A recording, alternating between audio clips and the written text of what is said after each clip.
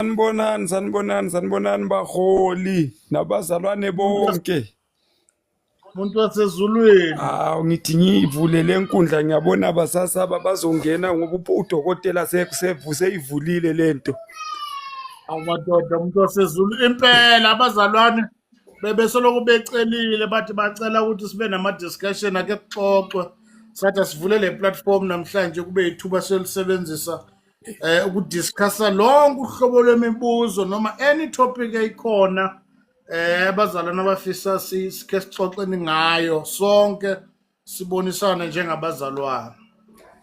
Yazi inkinto ezongiphatha ngisazothi ukuphuma kancane kodwa-ke bengifuna ukuthi ngike ngibuze mhlambe ngiyabona khona nabodokotela noma bengakagcotshwa lapho. Yazi kunento mholi engihlukumezayo lapha ebandleni ekukholweni la evangelini. Thina saba nenhlanhla masikhula sisindiswa ngoba phela sesiqinaqinile sesizwa kwapha kupension.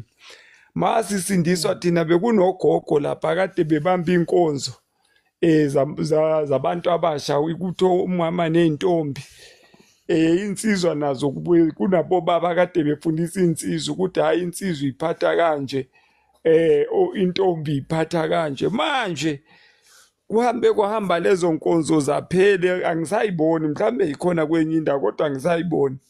Kodwa-ke into ekhona engilimaza ukuthi sihlala nje njalo simi lapha sishaya le ngane kanukujola yekani ini kanti zifundiswa nini ngengane zethu?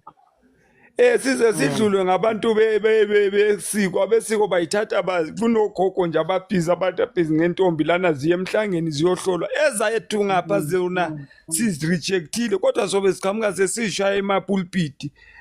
Bengifuna nje ukwazi ukuthi singenze njani ngalolu daba lo ngoba ngiyalibona iyayinokungihlukumeza lento. Ngikhumbula kahle thina amasindiswa kunomama nje ogogo kade behlala befundisa abantu abasha futhi bezintombi zakhona bezigcina bezingagcinwa ngamakhondomu njengezala malanga, uyabona. Manje zamanje sezagcinwa ngamakhondomu no family planning kanti leza kade zifundiswa zigcine intombi zibe khona intombi. Manje hayi kuze kube nzima impela ukuthi maso uthi ucabanga ukushada njengoba uyoshada nje ngoJune kube nzima ukuthi ngoba manje lapha sowushada hey sowuhanjiwe, uyayibona. Hayi ngingajuli kakhulu nje mhlambe khona ongangena asize lapho ukuthi kungenziwa kanjani, zingabuyiswa kanjani lezo nkonzo lezo. Amen. Bafowethu udaba selisesithebeni kuthiwa-ke siyisizukulwane lesi esingakwazi ukuhlala phansi nabantu abasha, omama nogogo bahlala ney'ntombi. Ukuthi iBhayibheli uthi umpostoli Paul mayekhuluma noTimotheo uthi omama abadala abafundise omakoti abancane ukuthi bangayiphatha kanjani imizi yabo. Nali itopic enye yamatopic evukile ukuthi bafowethu ni-aware yini ukuthi awasakhandwa amathuba la khona iy'ntombi zihlala nomama nogogo kufundiswe ukuthi yini umuntu wesifazane uyiphatha kanjani, iziphi izinto eyilindelekile kumuntu wesifazane. Uma ubona u1 no2 no3 yini lokho, yini umuntu wesilisa uma sokufika esigabeni sokushada.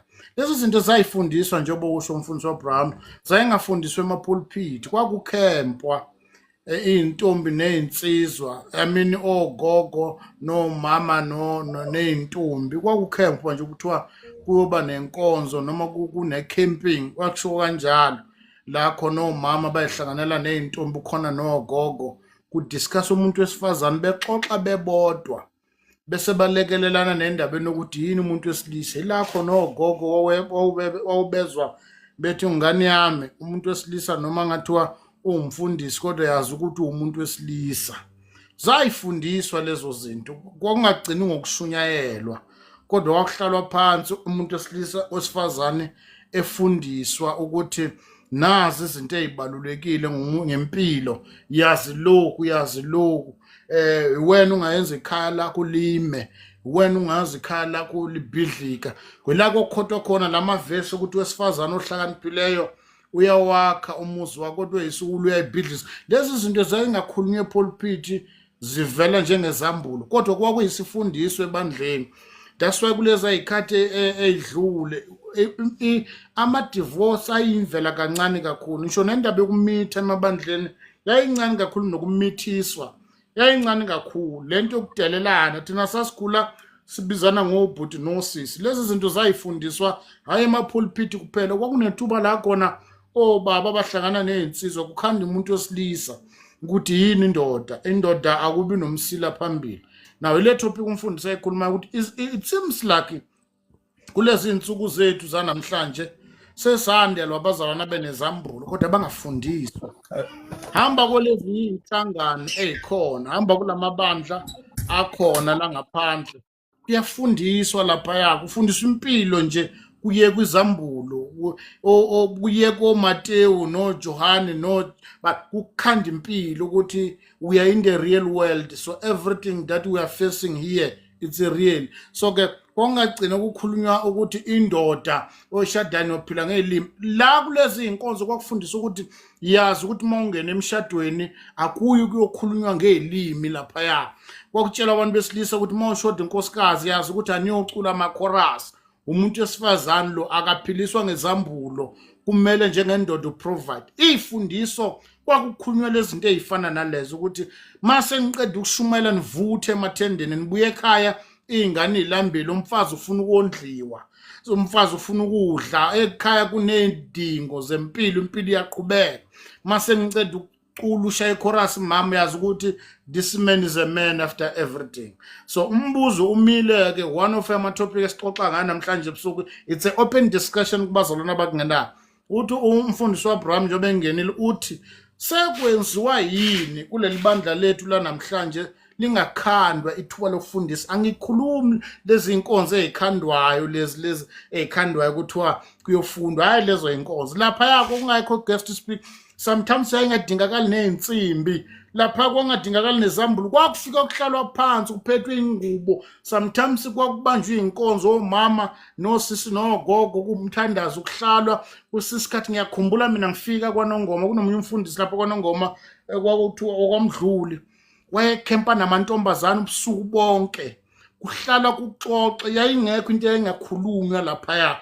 Kwakukhonjwa kwasana, i-teaspoon iba i-teaspoon, kuchaza imizwa yomuntu wesifazane ukuthi mawuza ukuthi kwakuxoxwa kuze kuhamba kuze kofika neseyindabeni zasemacamereni kuchazwe. Ila kwakuchazwa khona ukuthi le ndaba yokulala ungakashadi oyazi ukuthi abantu besilisa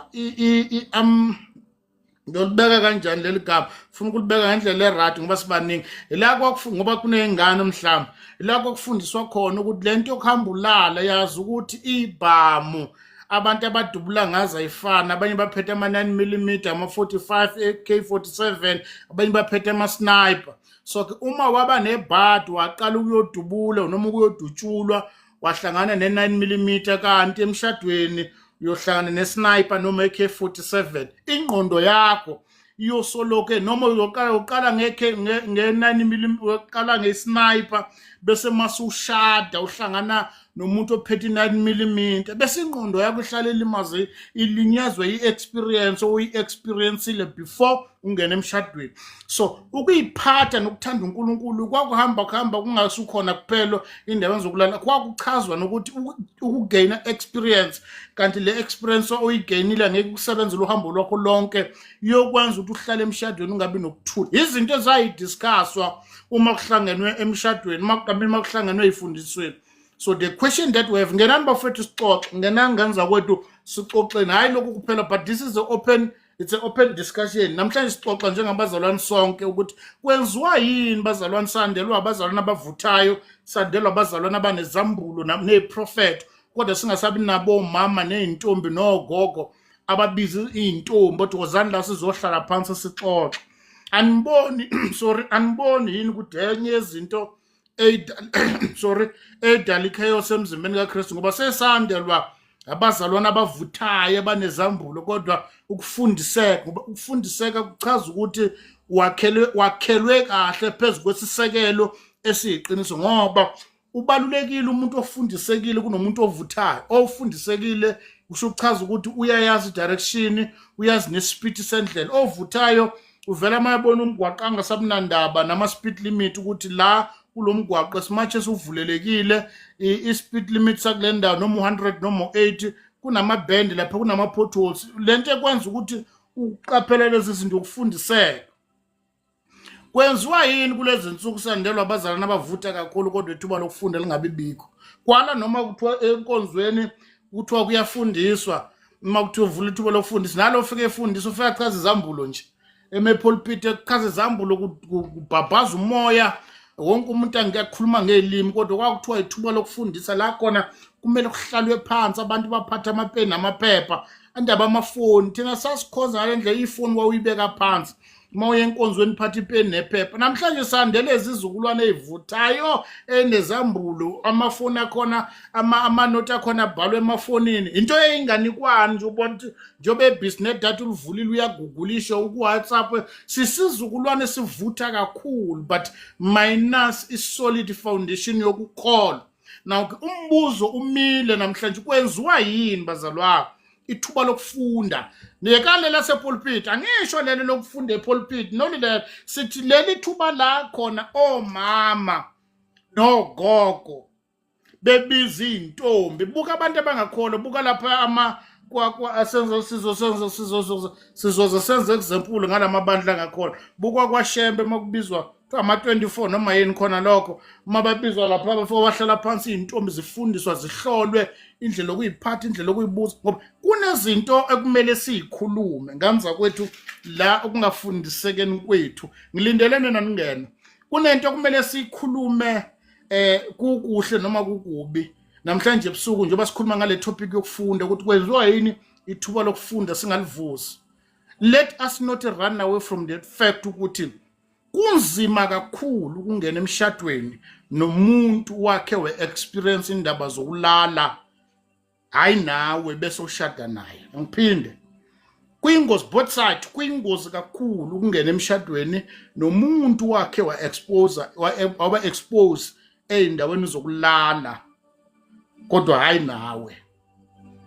Bungozi balo ilezi zinto bafethu masikhuluma ngokufundisana kumele uma kuyohlalwa phansi einsizweni nakubantu besifazane bahleli nomama babatshela ukuthi insizwa zami njengoba ubhizi nje ulala namantombazana ehlukahlukene kanti usazoshada kuzokukhathaza lokukwenzayo ngoba lamantombazana ohlangabezana nawazi inhloboni yamantombazana usazongena emshadweni ugcine ungasawu-enjoy umshado ngenxa lamakinato wadla izinto zayifundiswa uma kuhlelwe phansi kuxoxwa wofuna namantombazana efundiswe ukuthi sisiwami lento le yokuhamba ulale kuyokwenza ukuthi noma sewufikile emshadweni ungawu-enjoy umshado kube khona abantu ababiza ukuthi bashaya udaka ubabiza indoda yakhe shaya udaka indoda yakhe ayifiki endaweni zokuthi endaweni yendoda yakhe ngoba kunale experience onaso nalo shade naye uhubhu unogwatsha kagesi ufuna ukwenelisa into angayazi ukuthi kweneliseka makwenze njani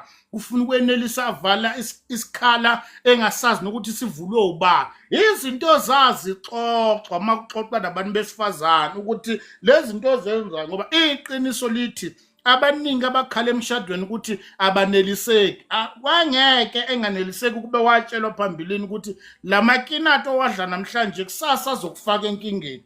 So iqiniso ukuthi kofuna abantu betshelwe befundisa ukuthi it's very very difficult ukungena emshadweni nomuntu owakhe we-experience le ndaba yamalalana. Lento iqiniso wathi uyayivuma noma uyivuma miningi imishado namhlanje iyaxega ixegisa ukuthi one of walaba abantu abasemshadweni kunento ayaziyo kunento experience wathi washada nomuntu onganalo ulwazi lo kuthiwa akakwazi ukwenza 1 or 2 or 3 kumele anelise umuntu ongayazi nokuthi uneliseka makwenze njani. Izinto zazifundiswe makuhleli phansi kuxoxa ukuthi masikhuluma endabeni yokuyiphatha masikhuluma endabeni yokuyiqoqa actually sisuka sisiza wena ukuthi ungalimazi injabulo yakhe yakusasa namhlanje ngenxa yokuhamba wehla wenyuka. Now umbuzo usibuyisana la kumfundisi waBrown esibuze khona kudalwa yini ukuthi ebandleni likaNkulunkulu ithuba lokufundiseka lingabibikho nabo laba bafethu ngilindeni njengoba ngikhuluma nje ngoba ngikhuluma ngilindeni nabo laba aba request lapho request ixoxa sonke namhlanje se open discussion mayidlulile topic izana nenye nawo nabo laba bahamba bangena emshadweni kwakunezigaba la khona omama bafundisa amantombazana ngomshado hayi ngoba beshada ngoba kofuna banganiza kwethu sinitshele nina ningakawufuni umshado umshado uthandazeleka kahle mongakawufuni ngiyakutshela ke zwana ngami ngiyakutshela umshado uthandazeleka kahle mongakafuni ngamagama into mongakabibike emqondweni wakho ukwazi ukuyithandazela kahle vele ungayibhekile kube yenye ama prayer request ukuthi mase kufika isigaba sokushada uNkulunkulu ngicela kungenzeki u1 kungenzeki u2 kungenzeki u3 ngoba uma kwakhe kwafika leso sigaba sokushada bese uthi uyothandaza I'm telling you ayikho into ozoyithandaza umbono omuhle ukuthi sibatshele osisi bethu nabafowethu abangakacabanga indaba zokushada ukuthi uthandaza manje ngoba mhla kwafika isigaba sokushada lento yokuthandaza iyobe engasekho uyobamba noma yini phambi kwa ngoba iningi labantu namhlanje ababheke emshadweni uya kuNkulunkulu eyothandaza nomuntu esemtholile kanti kwakukuhle sibeluleka ama teenagers asayifundela nje ukuthi uyazi ukuthi ngelinye ilanga uyokushada thandaza manje ungakawufuni umshado uthi Nkosi kwake kwafika isigaba sokushada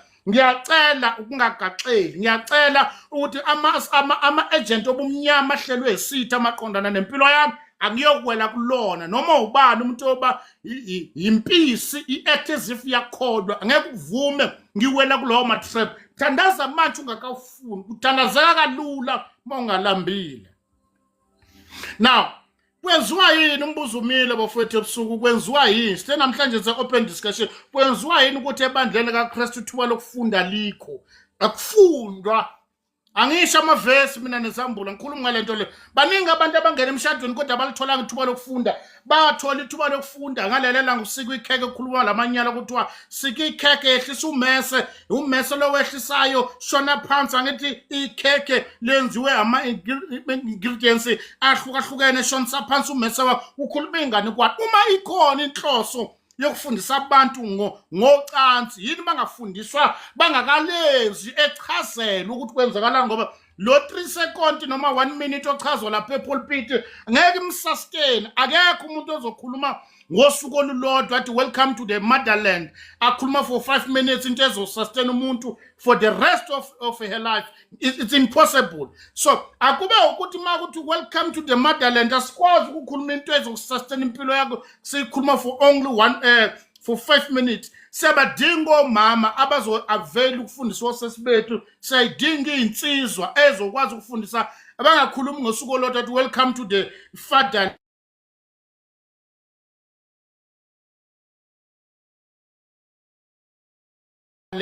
ekhuluma futhi wele sakhulu einsizweni from kuma teenagers understand irole yakhe as a man ithuba lethu lokufundisa ebandleni kodwa abazalwana basafundiswa si spiritualize everything basezambulweni eqeda uvutha ulihlaza ihek umuzwa noma ekhuluma ukuthi kukhona ingxenye la khona ebandla elingafundisanga ibandla kunalala ifika lileka khona ukufundiseka kwenziwa yini umbuzo kamfundisi waBrahme ubuzile kwenziwa yini ibandla lingasakwazi ukufundisa abantwana including nathi ama young pastors ekuthiwa ama young layo ukuthi noma segcotshiwe vuthe nezambulo uyadinga ukuhlala phansi ukuthi angeke usustain izambulo la ngaphandle baningi abanye bayashumela noma bekhuluma kodwa umuzwe ekhuluma ulimi lwakhe linenhlabathi yathukana ukhuluma noma yini ushothemba umuzwe ekhuluma umbuzo lo muntu ubiziwe kodwa uyashuma siyazi izambulo zikhona but kune process angadlulanga kuyona yipi yokufundiseka ukuthi awukhulumi noma kanjani Apostle Paul mayekhuluma noTimothy uthi ungayikhehli indoda endala mawukhuluma nobaba omdala khuluma ngathi ukhuluma noyise mawukhuluma nomama omdala khuluma ngathi ukhuluma nomama wakho but kunalabo abantu abakhuluma noma kanjani ngoba bona babiziwe it's when we realize ukuthi as much as enali verse kodwa kunojanje wesitimela angadlulanga kuona iprocess yokufundiseka kwenziwa yini ibandla likaNkulunkulu lingafundiseki balihlaza abazalwana ngoba abafundiswanga ukukhuluma balihlaza omama bethu abakwazi nokugqoka ngoba zange zabakhona izalukazi ezayi-avele ukubafundisa nalaba abashumela abahlaza oprofetas balihlaza akumadivosi ube ngokuzolala bahlaza laba bantu. Why? Because omama bakaze bayinikeza ithuba lokuthi ngani zami buyani yekana amavesi athi uverse 2 uthi yekela iverse 2 sifuna ukutshela ngempilo kusemhlabeni la.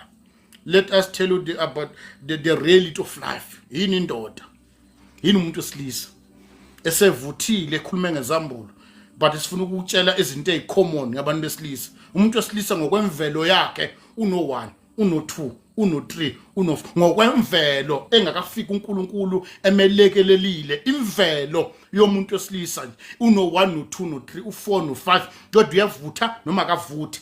Lokho sikuyokwelekelela kwambeni kwendlela. Ake sikutshela kukhuluma obaba abakhuluma nezinsizwa abantu besifazane kunezinto kumele ukuyizazi. Umpostoli Paul ukhuluma ngazo lezi echaza abantu besifazane athi hlalani nalabo bantu nibazi ukuthi bayizitshe ezibuthakathaka. Ungakhe wafundiswanga watshelwa ngenature noma imvelo yomuntu wesifazane indlela akhandwe ngayo uyoba nenkinga ucabanga ukuthi sothi wena ushade nengane kanti akusona ingane. Kunezinto ngendlela abadaleka ngayo nangendlela izinto abayibuka ngayo ngendlela abarizina ngayo.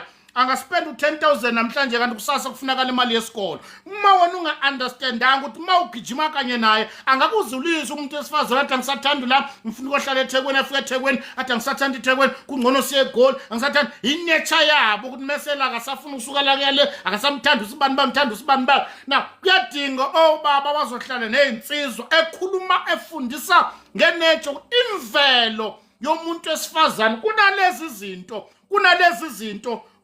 zinto bathanda lokhu imvelo yabo ngane kukaJesu efikile empilweni yabo, so that uma ufika emshadweni ushade wazi ukuthi ngendlela ekhandwe ngayo u1 no2 no3 ulindelekile kuye. Amadivorce amaningi ngaba waqhumanga namhlanje kuba lelo thuba latholakala. Kunemishado eminingi ngaba yaba nokuthula. Baningi abantu ngaba baphakathi namhlanje kwenziwa yini ngane zakwethu ukuthi omama bethu omama bayinake bona nezingane zabo aba-invest ey'nganeni ezilithanda iqiniso ukuthi ngane zami ngicela akhe sicampaign uSaturday bewodwa wozani ngane zami sizohlala ophethe amafoni akashiye ekhaya oza naye akashiye emotweni asifuna ifoni sizoxoxa sikhuluma reality kungarekhodwa ngoba lezi ngane seyingcole kakhulu ba recorda na yonke into enganasidinga. Sifuna umuntu ophethe ifoni oze enkonzweni akaphatha iBhayibheli sizopheka umuntu esifazane ekhula be umuntu esifazane asikuphekela uwona umshado kuphela kodwa sikuphekela impilo necharacter ebudeni bendlela. Kukhandwa inkonzo la khona obaba abazobiza insizwa kusukela kuma teenagers kuzohlalwa phansi kuchazwa umuntu wesilisa ukuthi impilo ayincike kuphela emavesini nezambulo. Impilo ayincike kuphela ukuthi unamalini usebenza kuphi ufunde kangakanani. Kunempilo ngale kwalokho kunezinto ezilindeleke kuwe njengendoda wethu unayo imali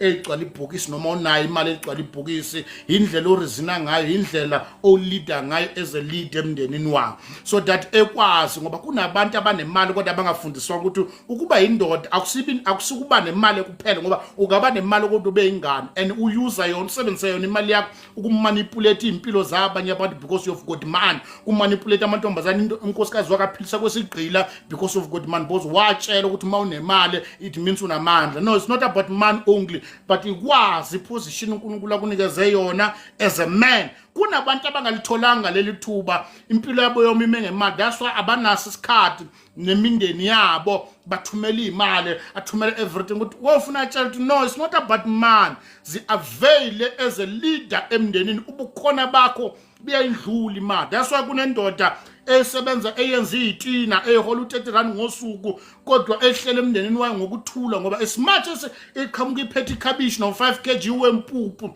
kodwa yazi avail ubukhona bayo ikhona phakathi kweingane. Kunabantu abangazi nengane zawuthi phela ezingakwazi kwazona ukudiscussa nabo because they've got man. Angithule bafethu.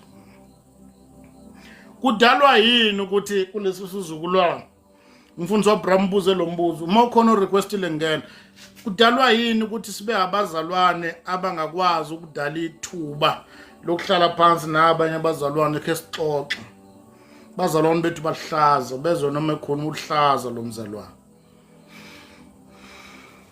Why? Because akatholanga ithuba lokwakhiwa.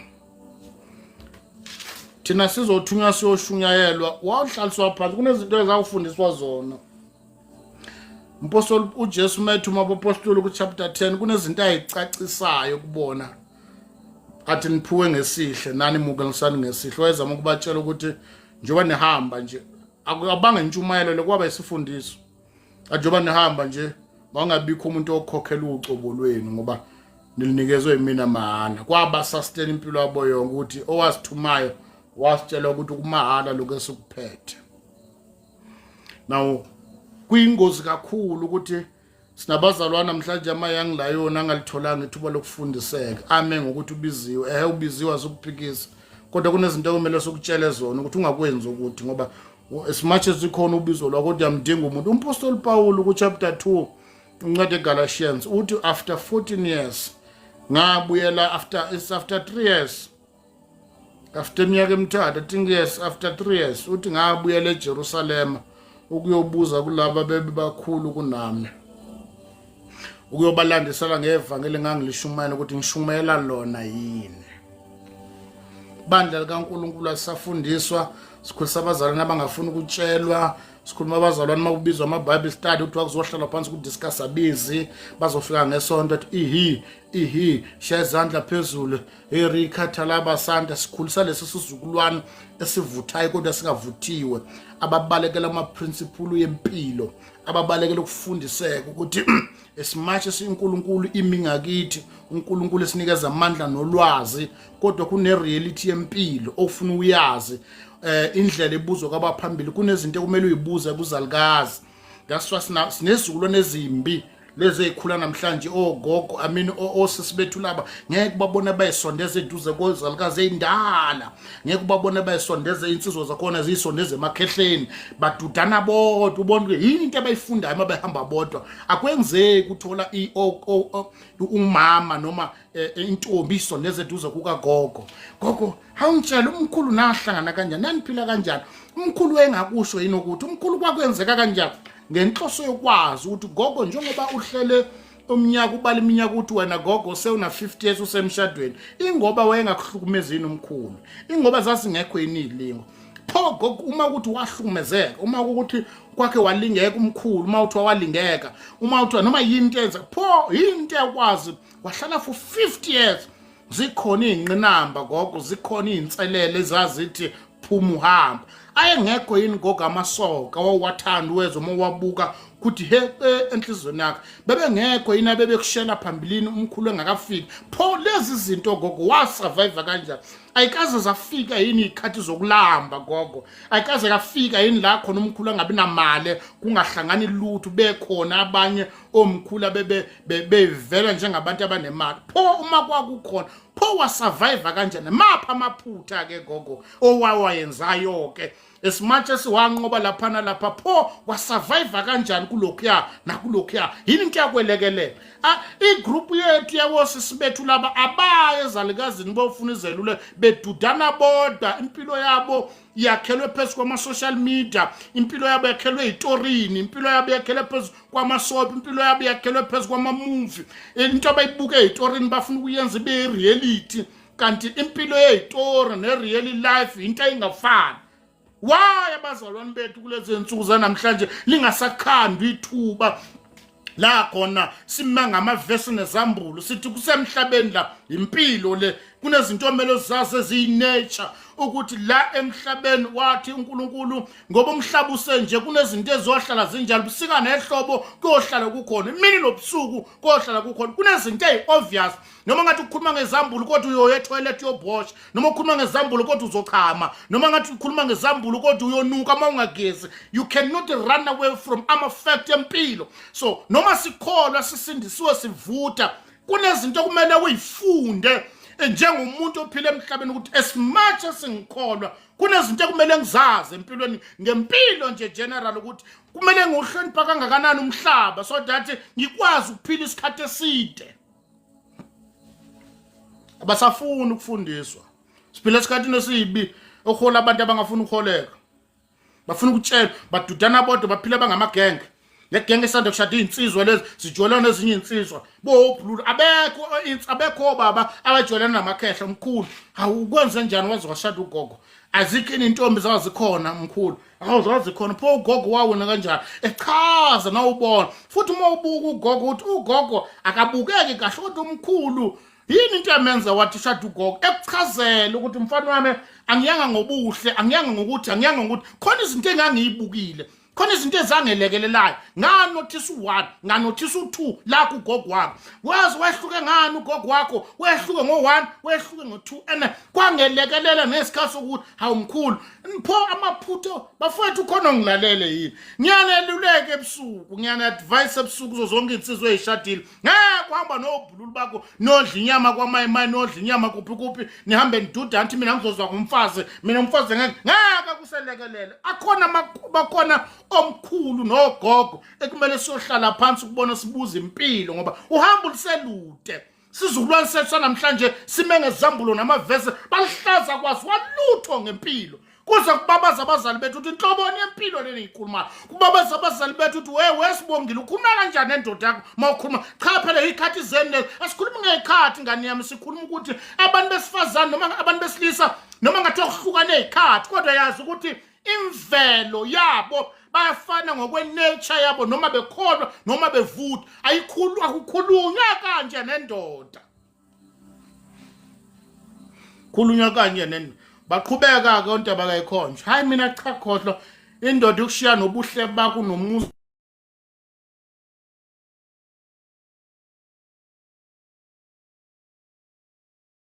wakho nemali yakho akhuluma kufuna ukukhuluma ukuthi ipeace yomuntu wesilisa isekuthuleni me indoda ibuya khayifuna ipeace ngisukupepereza uba ngumsindo noma kukhona izinto wrong zama indlela yokukhuluma ngoba umuntu wesilisa uma kufundiswa omama bakhuluma namadoda ka umuntu wesilisa noma ngathi ubhede kangakanani zama indlela kuma approach ngoba uma uyoqhamuka kube indoda kuyena uzofuna ukuyiprotecta ngoba ulwa nenye indoda sanibonani bafethu angithule thina sadala lokukhuluma kwenziwa yini umbuzo esinawo namhlanje ebusuku kwenziwa yini engasadalwa amathuba njengoba sithi siyeguli izinye zezinto lezi esiyidiscuss futhi ukuthi no ake sihambeni siyoxoxa namhlanje ebusuku enye amatopic ubaba Brahma evusayo ukuthi kanti why kungasafundiswa why enkonzweni zethu kungami ngamavesi nezambulo kuhlalwa phansi kuxoxwe hlala phansi kuxoxwe ake ngichazele uma requestile shona lapha ezansi ngizokwacept noma iphi topic siyaxoxa thina sikhula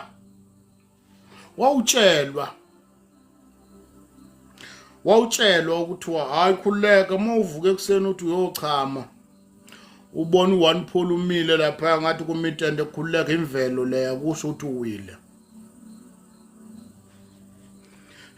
wawumangala ukungazi kwenza lamasonto ethu la kuthiwa ma uvuke ekseni njengensizwe ubona u1 Paul umile wile inkanuko lezo yimfundiso zamanga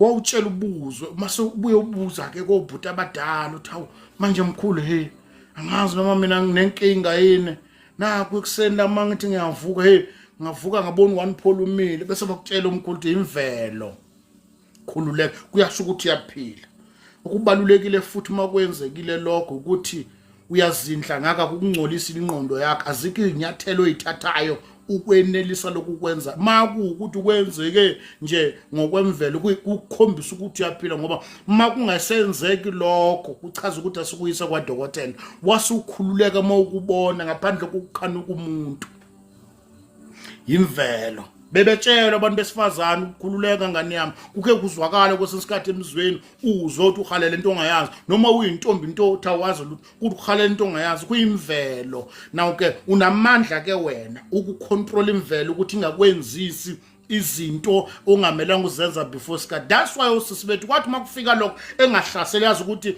ngokwemizwa yami noma ngokwemvelo yami uNkulunkulu indlela engidale ngayo ungidale kuhamba kumele ngihambe ngikuzwe lokho kodwa nginamandla mina ukucontrol kwakuyisifundiso singahlangene nezambulo namavesi kodwa utshela ukuthi ukwazi ukuthi kukhona ngoba mawungasayezwa lokho uchaza ukuthi wena unenkinga udinga udokotela hayi bafowethu.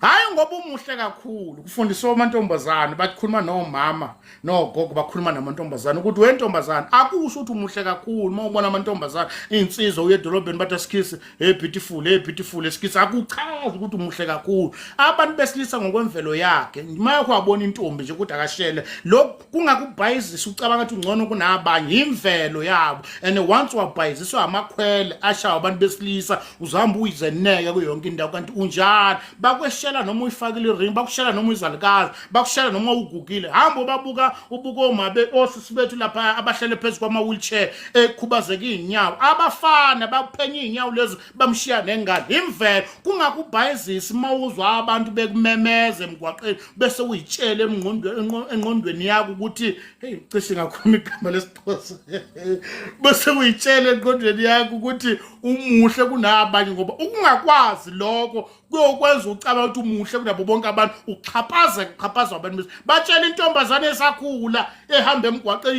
ishelwe amakhwela yinsizwa ngoba umkhulu ungakwazi lokho uzosebenzisa ubuhle bakho ukuxhaphaza bafethu kwenziwa yini siphile esikhathini la khona ibandla lingasahlalwa phansi lifundiswe litshelwa ireality yempilo ukuthi lokhu ngokwemvelo angiyeke bafethu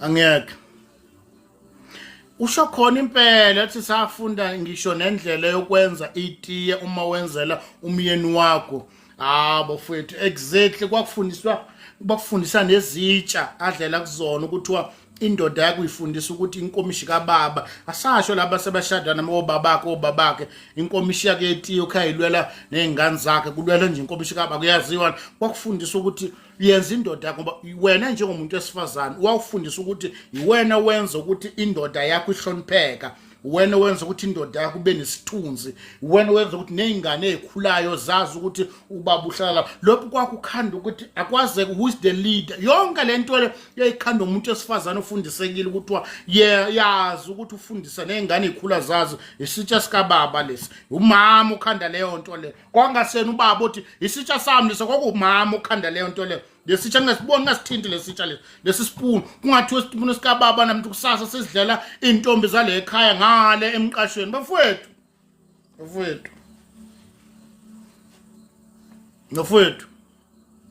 aka baba bethu mabebuya emakhaya bengamakhosi why because oma bethu bebetreat baba bethu bezwela ukuthi uzwana uyinkosi emzini wakhe hloniphekile mama bethu indlela bebephila ngayo indlela bebehave ngayo baba bethu bebezizwa bangamakhosi labo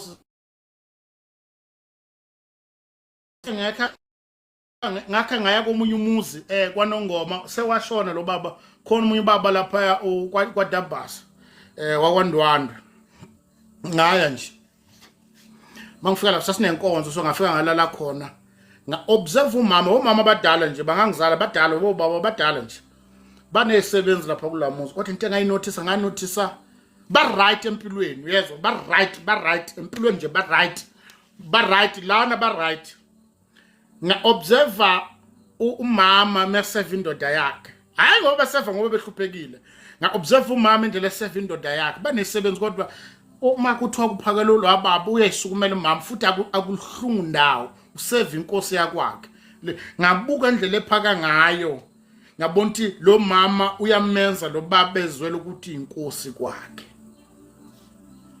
ayibatshela laba bethu laba bakuphakela uphuthu bafaka neshebo phezulu ukuxovana ngathi baxova amasi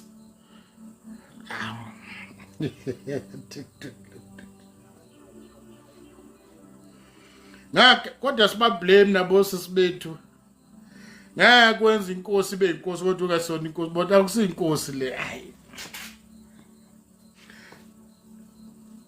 asithule bafethu thina siyakhuluma le platform abantwana bakaNkulunkulu abasindisiwe egameni lika Jesu labona namhlanje namhlanje kuke kuphikisana namaplate akwazi weplate likababa eliphi la ungalihle hey yakanye le plate lika baba wena ebafethu ngeke kusho njalo sekudlile lo yakanye le plate lika baba uyisele le plate akwaziyo nokuthi ubaba udlela kuphi ngoba ubaba wakho umngani wale ekhaya ubhululu wabo ubaba wakho vele akeke bafethu ngeke ngenani ngenza ukuthi ake sixoxele but if sivule ngale topic namhlanje sikhuluma ngezathu ezahlukahlukene yokuthi ngithandile le topic siyabonga mfundisi Abraham ngithandile le topic ukuthi kwenziwa yini lingasatholakala ithuba lokufundiseka ngokwesizulu nje amantombazana ayekhandwa amantombazana eyifundiswa izinsizwa zayifundiswa sakhula thina selusa kwakufundiswa kuyadinga nganza ukuthi livulwa leli thuba lokufundiseka liyadinga ke kufuke kufundisweka nje ukuthi ayi akwenziwa kanjalo amantombazana ayifundiswa ukuthi before uye kitchen intombazana iqala yogeza awuvuki ngamabhijama nalento emhlophe iphumela nelukuzana iphumela intombazana ihudula obhijama ishone ekitchen ayiqale lapha intombazana mayivuka ekseni before noma iyowasha izitsha noma iqala yogeza intombazana mayisuka lapha iqhamuka seyifresh ikhani yekitchen awukwazi ukuvukulele singalisebenzisa lo limi lalifundiswa ogogo bakithi awukwazi ukwenza njalo obani laba bethu bathola bame ngamagawuni ecingweni sedlile esuthu bona umkawu uthi isuthu inkuzimalanga akagezi ngogeza uyoza kugeza ngo2 mayivuka uvukele efonini nkosikazi womuntu indoda ihamba emsebenzini izibuya umfica ubhabhalele ngikhathele inkosi yami ukhathele kwenzani akumavila uza aphoqa indoda ihamba uyogeza akazwani namanzi vele asikublame kodwa alitholanga ithuba phela nina nishade nabo bayasaba ukuntshela ukuthi uyanuka umuntu uyanuka nje umuntu wesilisa noma umuntu wesifazane uyanuka mongagezile uyanuka sesaba nokutshela ukuthi umthetho wakho uyanuka uyasaba ngoba uyothi wakuthuka ngizokutshela ke mina ngoba ngikude nawe hamba uyogeza uyanuka angeke akutshele uhlena ngoba uyamba utshela abantu ukuthi ungithukile uyakusaba ukukutshela ukuthi uyanuka uyomuseyibuza ususo wageza yini ngisengiradi ngengeza sengibona lutho njobe yakubuza ukuthi wageza uyalizwa iphunga ukuthi yanuka inkuzimalanga ngegezanga hamba uyogeza ngoba awukwazi ukulala nomuntu embedini ungakazi uye emanzini ulala naye kanjani ujuluka umanzi ite abanye esebenza zeba hayi babake sengosula inyawo hamba uyogeza indoda yakho ukubekezelela kwaza kubekezelela uyasawuthi athi mamakhe kunephunga shona emanzini ngeke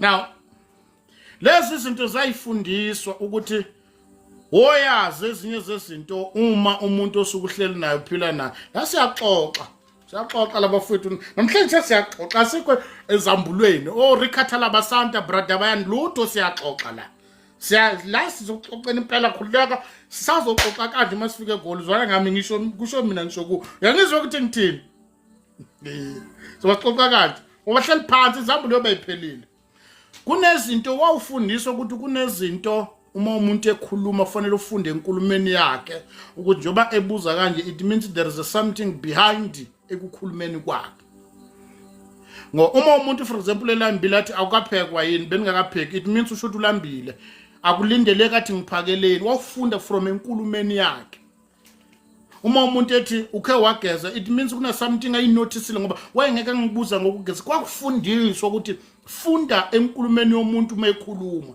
funda enkulumeni yomuntu mayebuza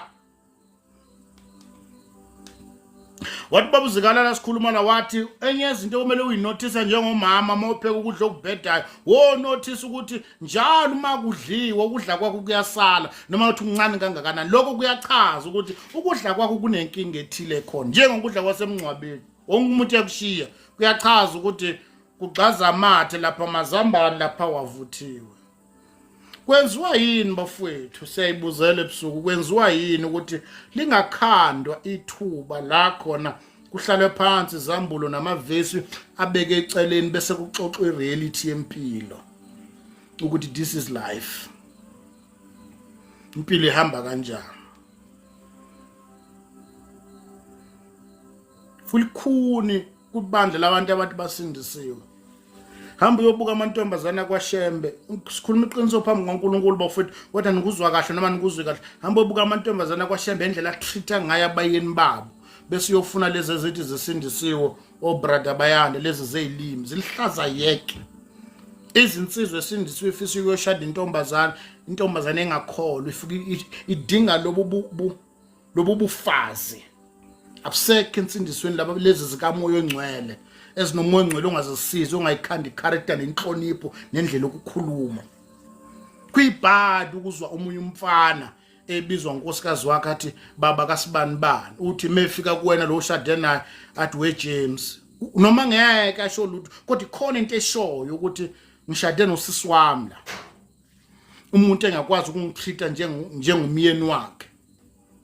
Kuyibhadi ukuthi osisi bethu bayahlonishwa la ngaphandle bayancoma wena ushade nevaka nje angazi noma indoda yamaskandini akukwazi ukuncoma akukwazi ukuthengela lutho ayiki akukho lokho akukhombisa ukuappreciate ngoba kwayona lama sacrifices unkosikazi wakhe wenza empilweni yakho kuyakudinga kwesinsikhathi ukukhuluma ngoba labo bayathanda ukutshelwa kuyalekelela kwesinsikhathi ukuthi uappreciate kungonakele lutho uhlale phansi uke umbonga. Ngiyakubonga ungizalela ingane ngiyabonga ukukhulisela ingane zami ngomthetho kaNkulunkulu ngiyakubonga ungihlonipha njengendoda ngiyakubonga ukuappreciate nokuma nami ezigabeni zonke ezempilo ngiyayibona imizamo yakho uzama konke kusemandleni ukuba umuntu wesifazana le nto iyodwa ichaza into enkulu empilweni yakho ukuthi shothi le ndoda iyaappreciate iyayibona imizamo yakho uyabona ngehluleka kuphi kodwa ngiyakwazi lokuhlala ubalisa njani ngathi uyazingela uyanikela wena ngathi uhubona ogwatsha umuntu wesifazana akakwazi nokubonga la zame khona empilweni ukuthi indoda yami ekhe ngincome ngelinanga eqhamuka noma ngiphathele nje noma ngathi noma uthi amazamba noma kuthiwa ke ama strawberry ka 10 rand athi mama awubambelana uzame nje nawe ke ngathi ushade ibhinqa khona isinto kunabantu abangatshelwanga ukuthi ontaba kayikhonjo okumsurprise ngelinye ilanga bayakuthanda.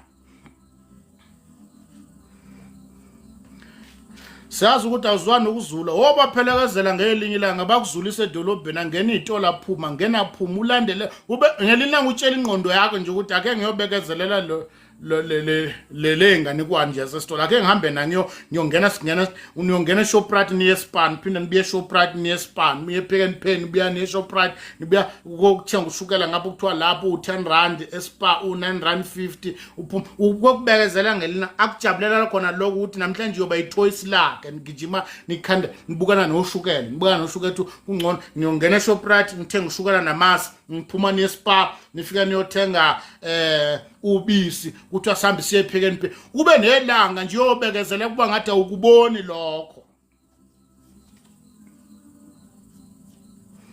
konke lokhu kudaleka edabeni yokuthenene uyalidinga ithuba lokufundisa ukuthi laba bayafana ngathi o-test driver kanti bazala umama oyedwa.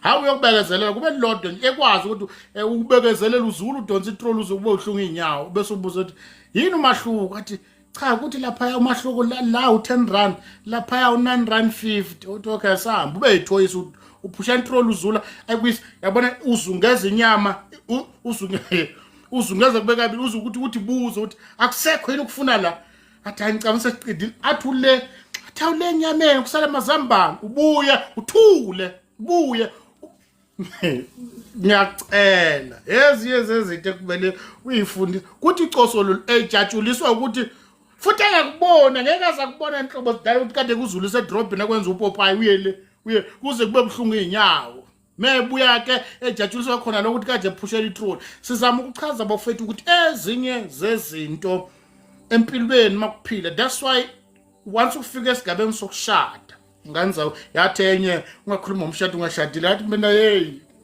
adlala ngoNkulunkulu wena makufika esigabeni sokushada enye izinto ezenza umuntu indoda yakhe yangisukela ethi wachaza umshado ungashadile uyazi ngomshado ngathi mina kuyona ngakhe ngakuzwa nichaza izulu uyalazi yini wathi kimi phela izulu libhalwe eBhayibhelini nami ke ngichaza wona lo mshado useBhayibhelini nomuntu wachazela ngomshado eBhayibhelini wayengashadile enye izinto ezenza abantu bashadile bakwazi ukusurvive emshadweni ama sacrifices kunezinye zezinto ekubiza ukuthi usacrifice ezinye zazo ucompromise for the sake of peace.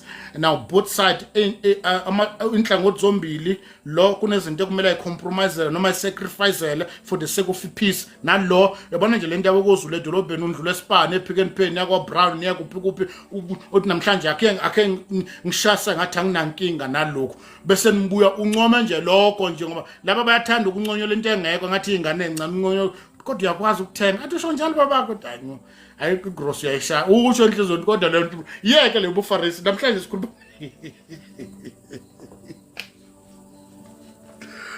sanibona hey bafethu ay ngenani ngenza kwethi ngenani isixoxa bafethu ngenani siyabonga ama gift ngenza kwethi siyabonga ithuba lokufundiseka and uma sengasalithola leli lokufundiseka kuyaselekelela ebudeni bendlela kuselekelela nendlela okukhulisa izingane kunezinto izingane engamahlonga ndlebe is because laba banazi izingane abalitholanga ithuba lokufundisa ukuthi ingane mawuyikhulisa awuyikhulisi ngendlela yayo uyikhulisa ngendlela yakho kodwa uyolekelela yona uma sikhulile namhlanje sinabazali abakhulisa izingane abazenze zaba abangani bazo athi ingane yami ngenze bomngani waka angikwazi ukuba umngane nengane yami kumele mina ngomzali yona beingane futhi indlela engimkhulisa ngayo ngimkhulisa kwazi nokusurvive noma mina ngase angikwazi ukuba umngane nengane yami it can be noma uyathanda ngeke kuzokwenzeka uNkulunkulu akazi athi uma ufuna ukukhulisa ingane kube kahle kumele uyenze ube ingane wena ube umngani wakho no you can't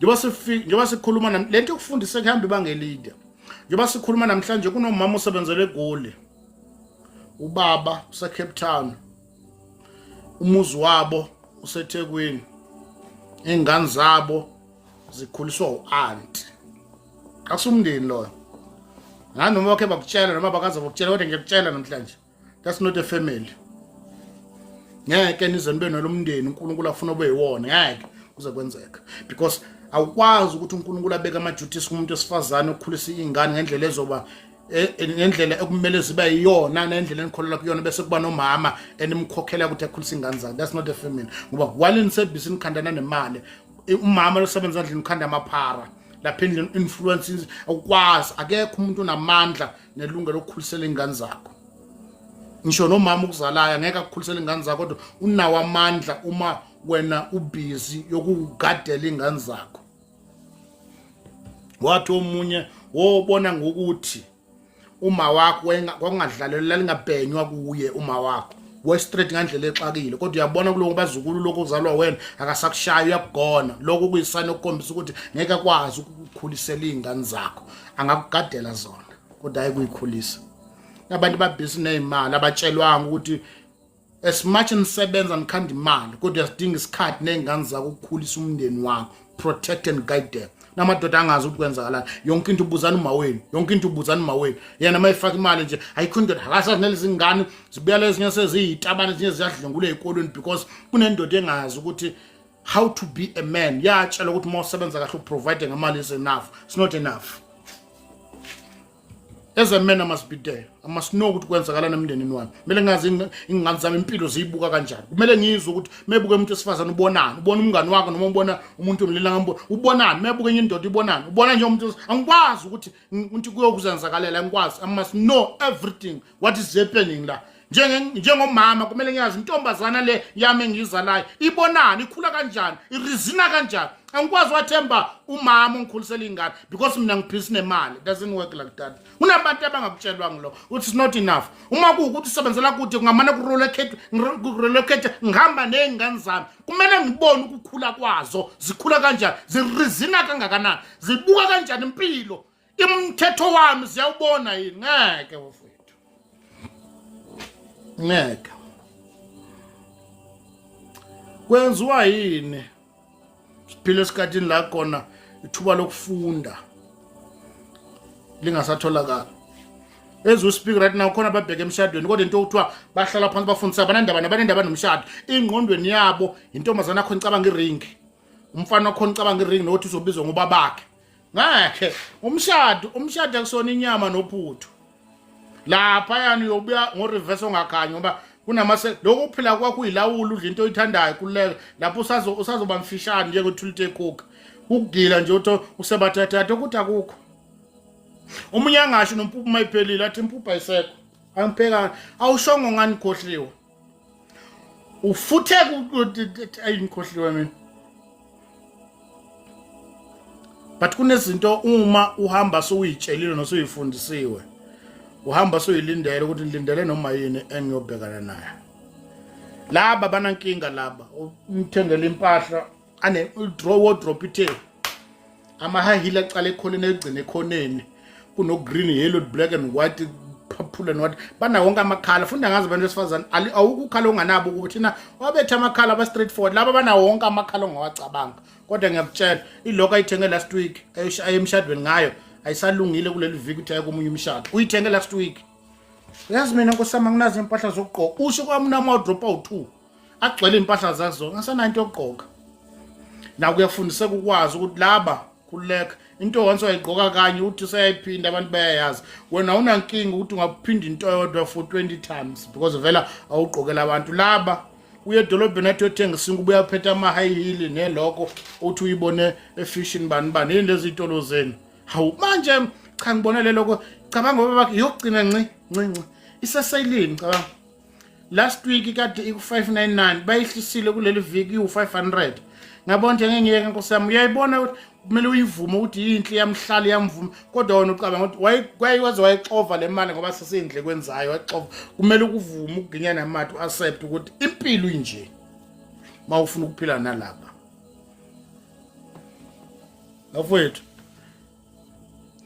ukufundiseka kuhamba bangelide kunezinye zezinto ezokwelekelela empilweni kunezinye zezinto empilweni ezokwenza ukuthi ukuhambeke kahle ukuphileke kalula ukufundiseka but in the other side of the coin kumele kube khona ogogo abazofundisa abantu besifazana ukuthi mawufuna ukwakha umuzi awukwazi ukuphila impilo enje konke udlele esandleni indoda yakho sikudala isebenza analutho anakhaya anambuzi anangulube nime nje ngezinto eziphathekayo nime ngeimpahla nokuhlala msemgwaqeni ngoba nifuna ukubukwa ngeke wakho umuzi indoda yakho leyo hamba iphelelo umsebenzi iyohlekwa amanye amadoda la ngaphandle ukuthi yashada umuntu wesifazana oyisithutha buko uba umama usibani indoda yakhe isebenza lapha ya ayikho imadlana ekhona nangu uthenga nje alisaka lika semende unkosikazi wakhe ebiza abafana bafollow intini yabona sebakhe indle engakanani kuyenziwa kanje yiwena ungakwazi ukumisa umuzi wakwasibani mohlala impilo engqondweni yakho ilezi izinto ezifundwayo ukuthi ungajatshulele ukuthi ngiyaphosta kodwa nibe njengebhano elindize emkhathini kodwa linganayo indawo yokulenda nibe njengenyoni endize kodwa inganazo isidleko sokuhlala kunabantu abahlala emqashweni basebenza kahle ukuthi kwashada intombazana engafundisiwe ukuthi ungajabulela ukuhlala emqashweni nokuthi nihlale edolobheni kodwa ninganayo indawo ukuthiwa this is a place we call home la khona impilo eseyibhedile yonke into eseyimile ukuthi asiguduke siye ekhaya basemadolobheni basebenza kahle abana nendawo yokulala usuke umuntu wesifazane oshade naleyo ndoda ongafundisekile ngifuna ukusebenza ngiyathanda usebenza leli thuba abalitholanga ithuba lokusebenza ukuthi le mpilo yakho yokuphilela amancamncele impilo yakho yokuphatha ama-iPhone 17 Pro Max washa kwacima kodwa ninganayo nendlu yokulala yenziwa umuntu wesifazane onganangqondo ngeke ngikwazi ukuphatha iPhone 17 Pro Max nginganayo one room ngeke ngamana kuyekho uyenzani ngayo lutho ukushuta khanda izithomba khanda ama content avezana namabele bakhona abantu besifazana abakhandeke kanjalo because asilitholanga ithuba lokufunda but umntwana kaNkulunkulu kunendlela omele agqoke ngayo le ndaba yokufundisa kuhamba bangelide kakhulu empilweni emshadweni yonke indawo esiyakuzona ukuthi abazalwana basafuna ukuyohlalwa phansi la khona singasakhulumi ngezambulo la khona singasakhulumi ngamavesi la khona kukhulunywa reality yempilo ukuthi akwenziwa ukuthi akukhulunywa kanje, akuhanjwa ngalendlela. Uma ushumayela ushumayeli kanje, noma unazo izambulo awukhulumi ngalendlela because you are a man of God, awukhulumi ngalendlela because you are prophetess, awusebenzisi amandla akho ukumanipulate impilo zabanye abantu ngoba wena usegunyeni. Zonke lezi zinto zihambisana nokufundiseka. Sibabonile abaningi ababheva noma kanjani abaphila noma kanjani. Baningi osisi ubonga babuka emuhle usisi kodwa umuzwa uma ekhuluma ukuthi le ntombazane ilihlaza. Why? Because alitholanga ithuba futhi ayithandanga ukusebenzisa ithuba lokufundiseka ngoba ukufundiseka kuhamba ibanga elide. Bishop lami ligodwa ngakuwe mfundisi Methule, siyabingelela bhuti, siyabingelela Nceko. Siyabingelela Mangethe egameni lika Jesu. Anginoba mgcengce kwenkosi. Ngisuke ngathi nje bengimuva le phone ngiyibeka lapha. Ngithola sengiphakathi no angisale ngibingelela nje Nceko kwenkosi. Ngoba solo nami ngifuna kuvala abanye naba-comment akangeni kathi kakhulu Nceko kwenkosi lana usakhuluma. Bengilalela isikhashana lesifishane but nje ngivile le topic lophezulu kwayo kwekufundiseka ukuthi namhla sesivutha kuphela Nceko kwenkosi siyavutha. And liqiniso ukuthi kufuna sibe realistic, sisho ukuthi ikhona impilo ngale kwekuvutha ngoba part of inshumayelo ukuthi sikhombise inkambo ukuthi siphila kanjani. I-part of inshumayelo. So kuye kube nenkinga la khona uthola ukuthi umuntu sowuvutha kakhulu akasakhona ukubalansisa the two things.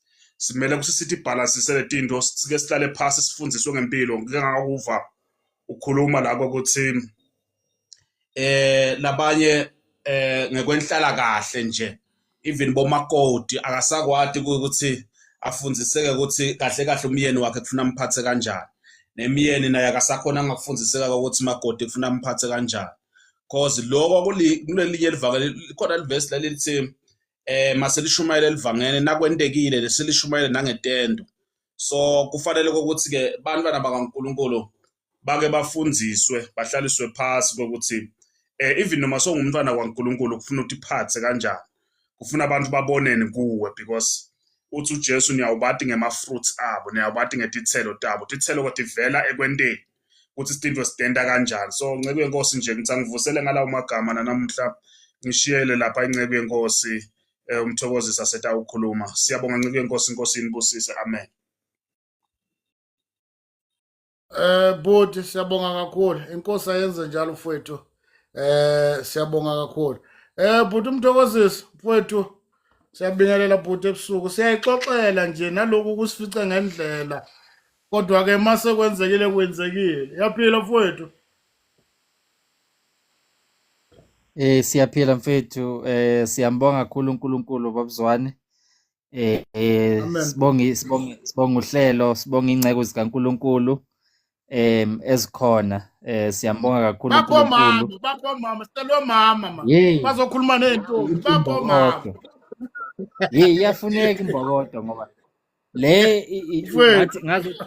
ngazuthi namuhla nje ugodo lokithi kodwa ngathi likhala kubo mama kakhulu. But siyambonga uNkulunkulu. Lithi iBhayibheli konke kusebenzelana kube ngokuhle. Laba mthandayo uNkulunkulu.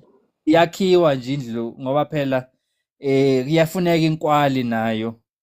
Inkwali iyafuneka ngoba laphayana mase kwakhiwa umuzi sekufuneka manje kwakhiwe ngokuthula. But inkwali yona iyafuneka. Siyadinga ke isikhathi lapho khona kufuneka kulolwe khona imikhonto ukuze izokwazi ukuthi iyosebenza. Nami ngizojika nje babuzwane, ngizosika kulijikayo. Injalo nje ukusupporta leyo message ukuthi akube neculture yokufundisa. Laphayana lithi iBhayibheli laphayana ku Timothy wesibili verse 3. Timothy wesibili 3 verse 16 to 17 uthi yonke imibhalo iphefumlelwe nguNkulunkulu, ilungele ukufundisa, nokusola, nokuqondisa, nokuyala ekulungeni, ukuze umuntu kaNkuluNkulu apheleliselwe yonke imisebenzi emihle. Shuthi lo muntu kaNkuluNkulu uma engafundiswanga akapheleli. Yingakho lithi iBhayibheli mangabe siyashumayela sibhabhadise, mase siqeda ukubhabhadisa bese umuntu ayafundiswa. Asiphiki ukubashumayeza abantu kuphela, sibashumayeze. Kuhle ukushumayela ngesiphambano, abantu baphendukele kuKristu, kodwa kufuna bakhule. Uthi uPawuli ngelilanga kube kuya ngesikhathi enasindiswa ngabe manje ngabafundisi, kodwa kusafuneka niphuze ubisi. So uyinkinga umuntu othi sekamdala still aphuze ubisi. Funa-ke manje aqale adle ukudla okuqinile okuzomenza ukuthi abe strong. Iyafuneka leyo ndaba leyo. Siyadinga ukukhuliswa. Lingichaza laphana lithi nokuyala ekulungeni. Mawufunda laphana ngesingisi lithi instruction to right living. Shuthi siyalishumayela ivangeli lokuphenduka lensindiso bese siyayala futhi siyamfundisa umuntu ukuthi kuphilwa kanjani nabanye abantu, kuphilwa kanjani emhlabeni. Ngoba kuhle ukuvutha njengoba bashilo, kuhle ukuvutha, kuhle ukushumayela, kodwa manje iapplication nayo iyafuneka ngoba iapplication ayifani nokuvutha. Mase kufuna ulenze lezwi ovutha ngalo enye into leyo. So sigcine kulimala futhi ivangeli fundisekile. Abantu babheke thina ukuthi imishado yethu thina esikholwayo siyiphethe kanjani, abayeni bethu sibaphethe kanjani, abafazi bethu sibaphethe kanjani. Kuyintshumayelo kwalokho esizweni. So it's very important ukuthi sil-apply izwi nokuthi kufundiswe amantombazane nezinsizwa ukuthi kuphilwa kanjani emshadweni ukuze mase bangena bakwazi uku-apply. Ngoba manje kugcine sekulimala ivangeli, kugcine sekulimala nesithombe somshado ngenxa yokuthi abantu abangene kuwo bangene bangekho ready, bangene bangafundisekanga. Ngiyaye ngithi babuzwane into ebuhlungu ukuthi abantu abaningi bajaha emshadweni ngama-speeches ukuthi bayothi welcome to fatherland, welcome to motherland. Kuhle nalokho, angisho ukuthi kubi ngoba kuyafundisa, kodwa inkinga usuke ushumayeza abantu already asebangenile, already ingqondo zabo azisekho nala enikhona zile kwi-honeymoon. So abayizwa mhlampe nalento ephelele le eniyishoyo, but umuntu kufuna afundiswe aseyintombazane ukuthi kuyiphatha kanjani useyintombazane, afundiswe nokuthi la uyoganela khona. Thina sesithi masithethiswa sisebancane kuthiwa uyoba indoda enjani noma la uyogana khona uyoba njani. Uyabona lawo ma-teachings lawa ayasiza ngoba usuke ufundisa umuntu asase-sober, ingqondo yakhe isavulekile, ingqondo yakhe ingakabi drugged by ama-emotion. Ngoba lo muntu uma eyoshada le esele ehlalweni eziphezulu, ingqondo yakhe isuke seyidragekile, usuke sekangayizwa, sekasemathandweni. But umuntu ufuna afundise umuntu asasemncane. Yikho izwi likaNkulunkulu lithi fundisa umntwana ngendlela eyiyo ukuze noma sekukhulile angasuki kuyo. So lugotshwa lusemanzi. So it's very important omama emabandleni ukuthi bathathe isinqumo sokukhulisa amantombazane, obaba bathathe isinqumo sokukhulisa izinsizwa, ngoba vele sisuke emakhaya angafani. Abanye basuke emakhaya lapho khona kunomama oyedwa ongekho ubaba, lingekho iphimbo likababa, funa mthole ubaba ebandleni. Omunye usuke ekhaya umama engekho, omunye usuka abazali bengekho bonke. Khuluma mfethu.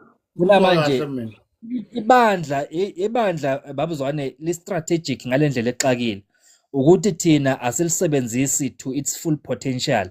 Ibandla linamandla, ibandla liyi-solution kumhlaba ubhubhayo. Lithi iBhayibheli liyisekelo, liyinsika nesisekelo seqiniso. Ibandla libalulekile, liyisandla sikaNkulunkulu sokubamba izwe noma sokusebenza izwe.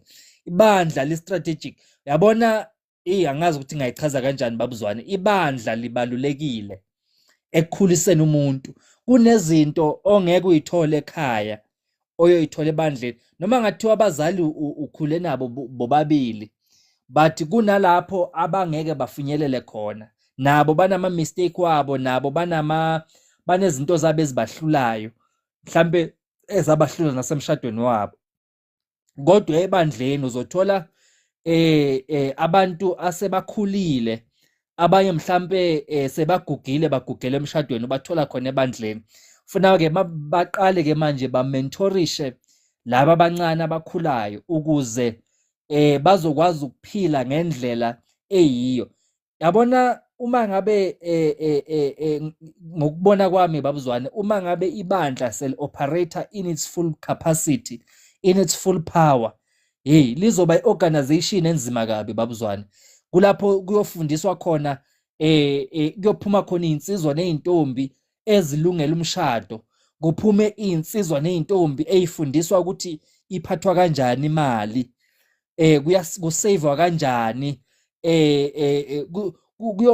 kuyophuma iy'nsizwa ney'ntombi ezikwazi ukuqala amabhizinisi, ezikwazi, because kunabantu la ebandleni abakhulile, abanolwazi, abazokwazi ukufika manje ba-mentorishe laba abeza ngemuva. Ngoba uma ulifunda le Bhayibheli lithi nokuyala ekulungeni, laphana esiNgisini lithi right living, ukuze umuntu kaNkulunkulu apheleliselwe yonke imisebenzi emihle.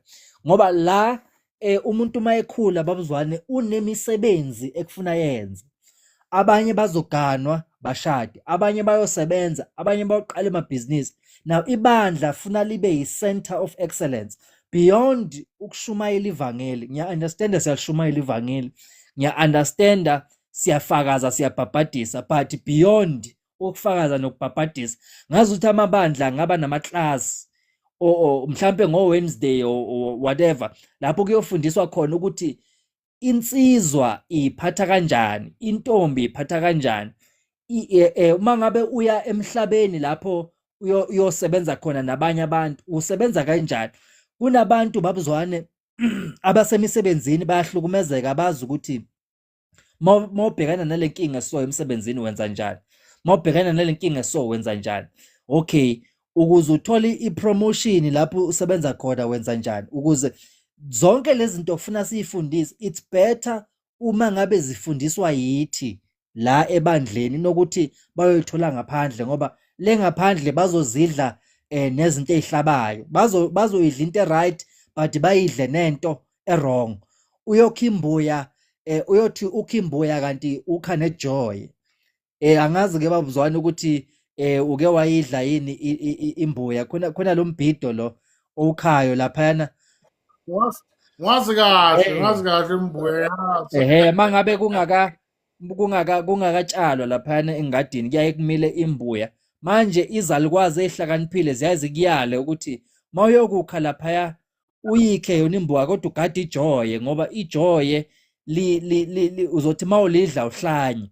So cishe ifana nayo uma unganakile. Iyafana vele, uyoyifaka nge-mistake. Now laphayana ezweni bayidla imbuya ikhona, kodwa manje ihlangene nejoy.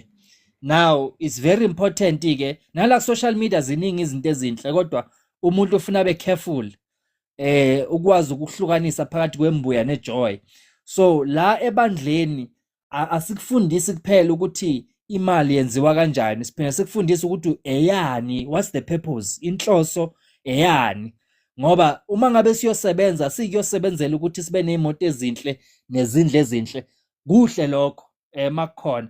Kodwa inhloso esiyisebenzelayo ukuze sikwazi ukufanda umsebenzi kaNkulunkulu, sikwazi ukufanda iy'ngceku kaNkulunkulu, zingagcina efandwa abo-businessmen aba-corrupt abazofika nama-condition. Zonke lezi zinto lezi siyayifundisa ukuthi, so my wish babuzwane ukuthi ibandla libe fully equipped, likwazi ukuyifundisela.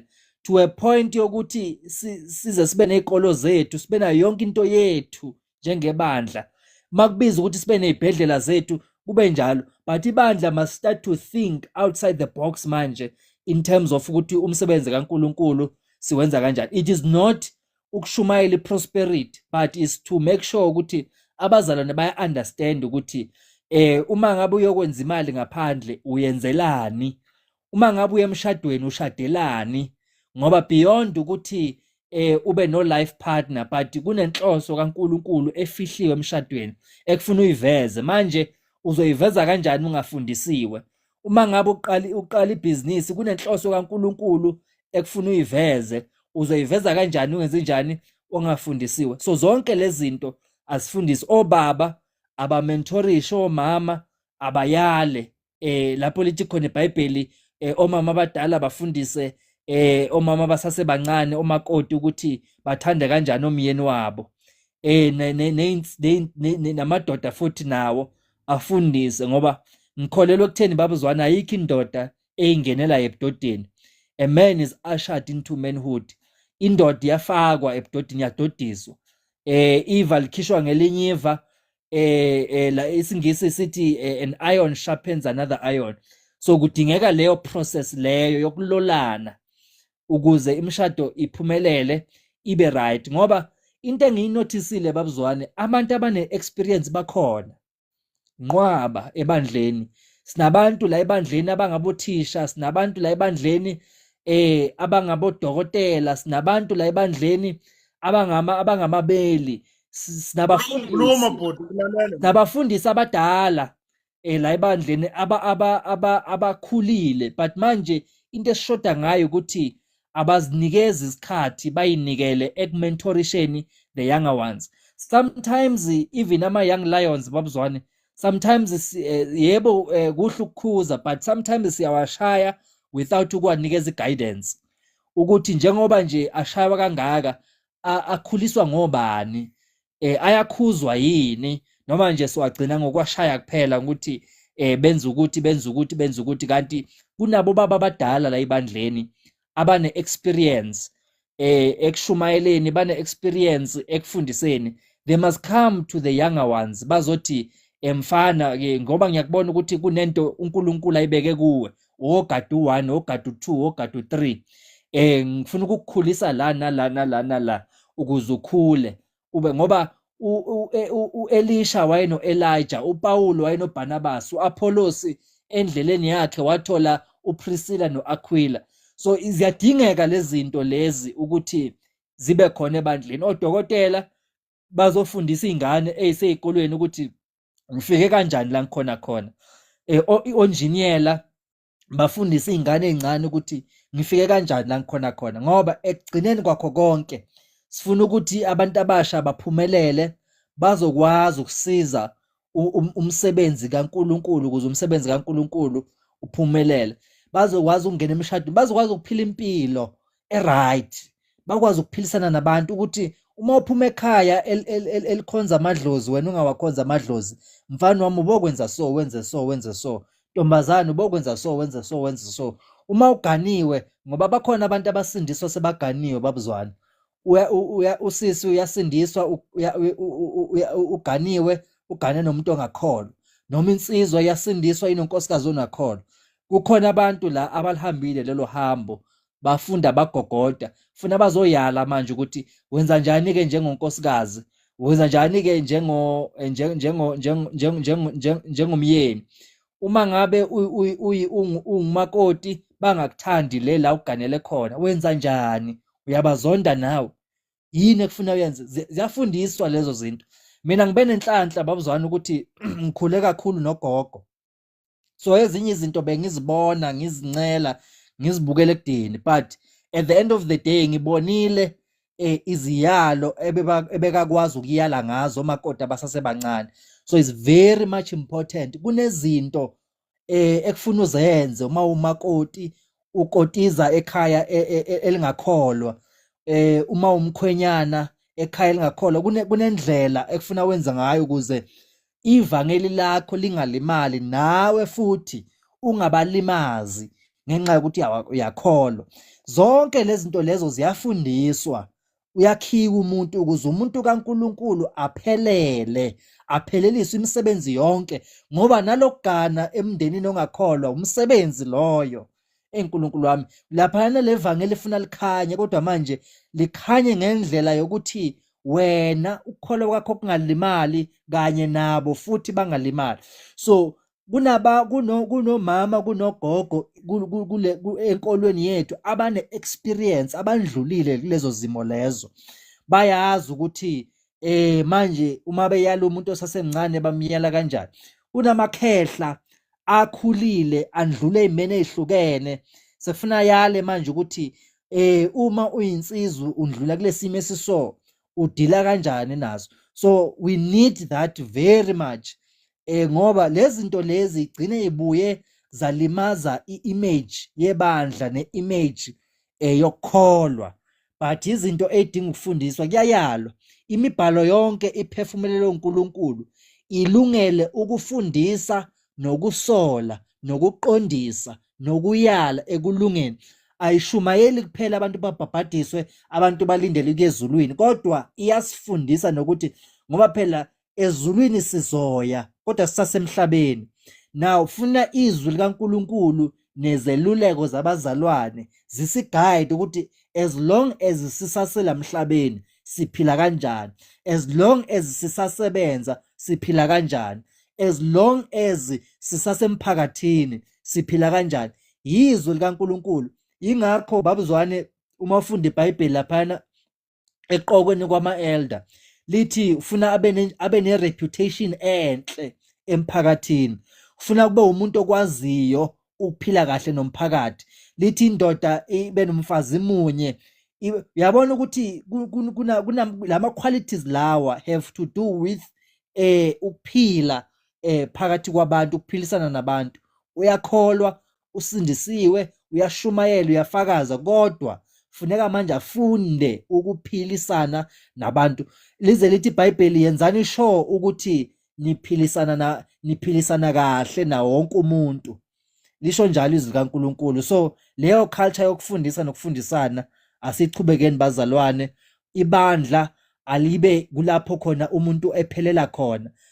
Siyazi ukuthi mhlambe asikafiki lapho, kodwa kumthandazo wethu nesifiso sethu ukuthi ibandla lifike kulelo zinga lapho khona liphelele khona ngayo yonke into edingwa umzalwane, ukuze iy'ntandane, ukuze abantu abanenkinga ey'hlukene emhlabeni bathi mababalekele ebandleni bathole uNkulunkulu akhona ukuba equipped ngakho konke abakudingayo. Ibandla alibe indawo lapho khona sikhula khona, sesibhajadisiwe, sesisindisiwe, sesilindele ukuya ezulwini, kodwa manje sekufuna sifundiswe, sikhule, sifinyelele lapho uNkulunkulu asifuna khona. Ngiyabonga babuzwane.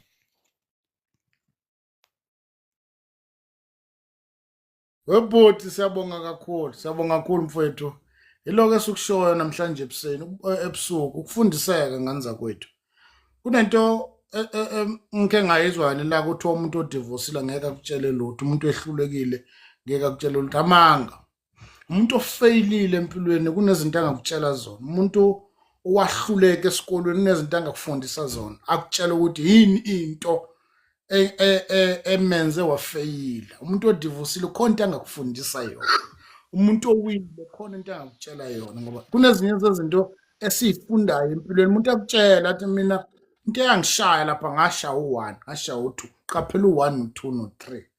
Mfowethu siyabingelela Bhungane, uyaphila bhuti. Kufundiseka bafowethu, kuhambe bangeshini ukukhulisa abantu ababo. Mfowethu ngiyaphila kakhulu bhuti, kuhamba kahle kuwe.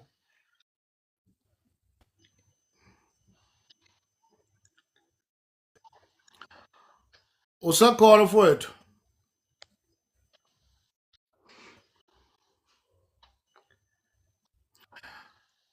Mfowethu Ngiyaphila nami inkinga ngisenayo. Yebo Nkhono, uyangezwa? Uyazwakala manje, uyazwakala mfowethu. Uyangezwa baba? Yebo Nkhono. Uzwakala kahle kakhulu.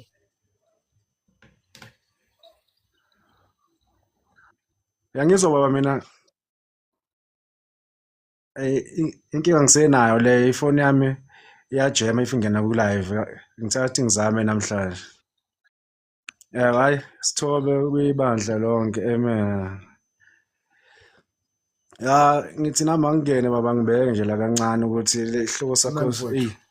kukhona i-era mina ngathi ngiyayibona siyayidinga siyibandla to teach ngayo kakhulu. Uyabona le media, TikTok, Facebook, izinto engathi siyibuka la from abantu athi bayakholwa kuningi. Yabona kukhona ama-trend amakholo awenzayo.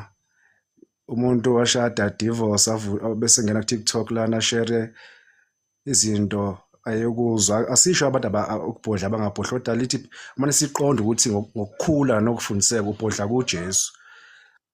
Angisho ukuthi abantu abangangeni la basho ukuthi babeshaya babenjani. Kubuhlungu, siyazolana nabo, hayi ukuthi amadoda siyawavikela. Kodwa le trend iningi komama, kuningi sikubona la umuntu nalento manje siyichaza ukuthi uyakholwa, izinto akumele uzenze wena. Because kukhona izinto eseyigcwele la kuma-trend la ukuthi umuntu adivorce, ashare ukudivorce kwakhe, yena akwenzeka kubala akakwenza. Angisho khona akakwenza yini. Kodwa ake sifunde ukukhuliseka lapha imidi ukuthi imidi abazalwane ngathi ubahlula kuningi ngathi bayakwenza. Manje sibafundise abantu ukuthi uyakholwa, bhodla kuJesu, khuleka kokwenza kuwe kubuhlungu. Ama-trend maningi nanikuphi umkhwena wami ngenza yonke le iy'tori zabo zisede, kodwa uyakholwa wena. Nezinye izinto sifundise nge-AI nayo ifikile AI.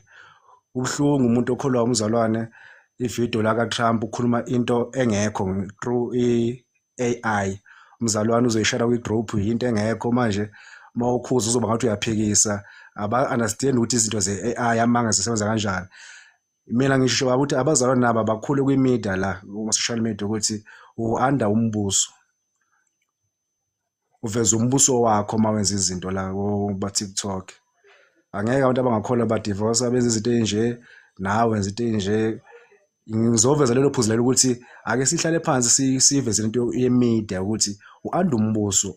Yonke into oyenzayo u-under umbuso, uveza umbuso ukuthi umbuso wethu kanjani. Asibona amakula, amandiya, ama-museum ezenza lezi zinto lezi, kodwa thina siyaxhaphazana lana. Sengathi babuzwane sengaba nenkinga noPastor bani.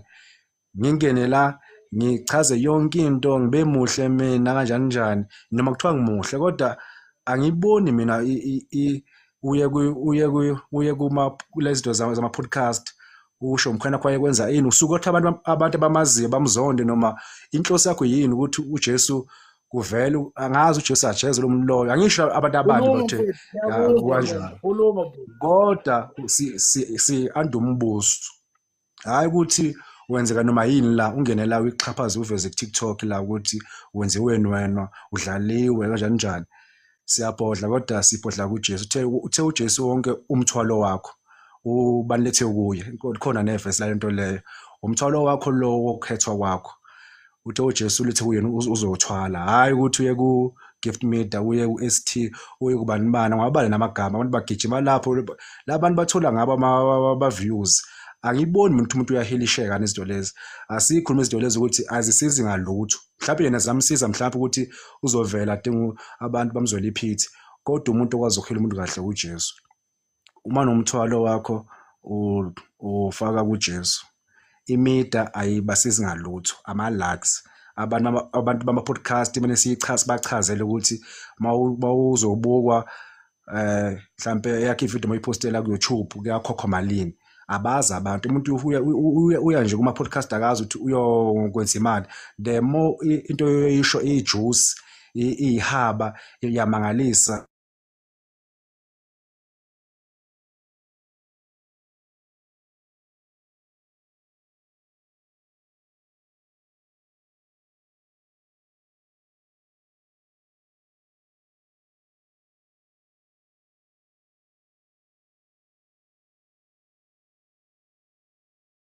Buya ushonephi umfowethu, ukhuluma into enamandla kangaka. I think le nto ye-media kumele ibe yitopic yethu ngomgqibelo, Yebo baba. because khuluma mfowethu, khuluma bhuti.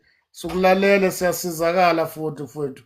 Yebo baba ukhona baba. I think ngikhona mfowethu, ngikhona khuluma bhuti. Yebo baba ukhona baba. Siyasizakala kule topic esikhuluma. Uyaselekelela kakhulu. Yeah, I think manje sikuveze lokho ukuthi lana kukhokhi la ku-YouTube uthi umuntu ukuthi yini usuke ethola ama-posta lezinto lezi asazi ngoba awukhokhi la lapha sikhona ku-TikTok.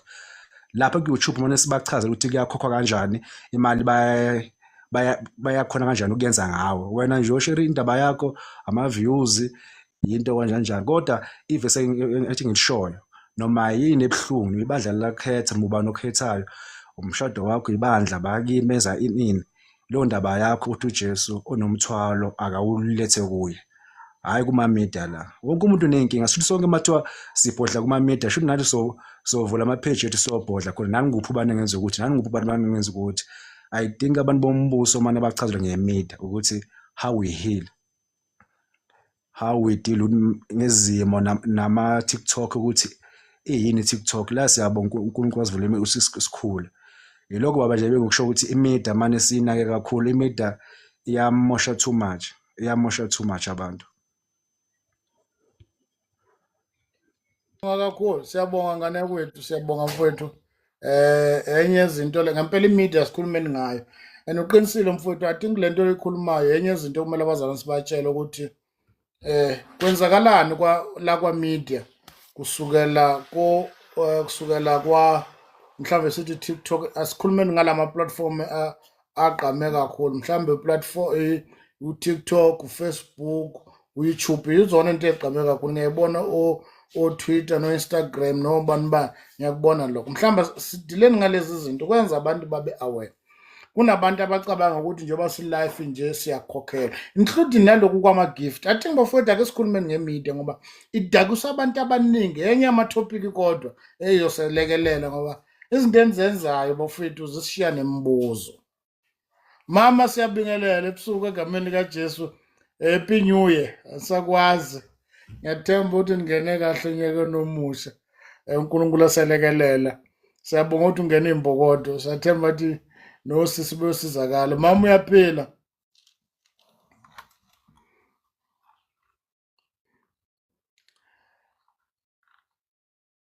angazi noma imic yakho ivalekile lapho noma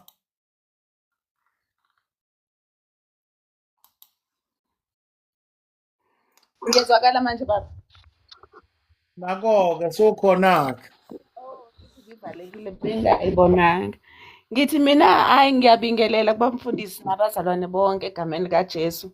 Siyambonga uNkulunkulu singenile amen onyakeni sibonga ukuphila.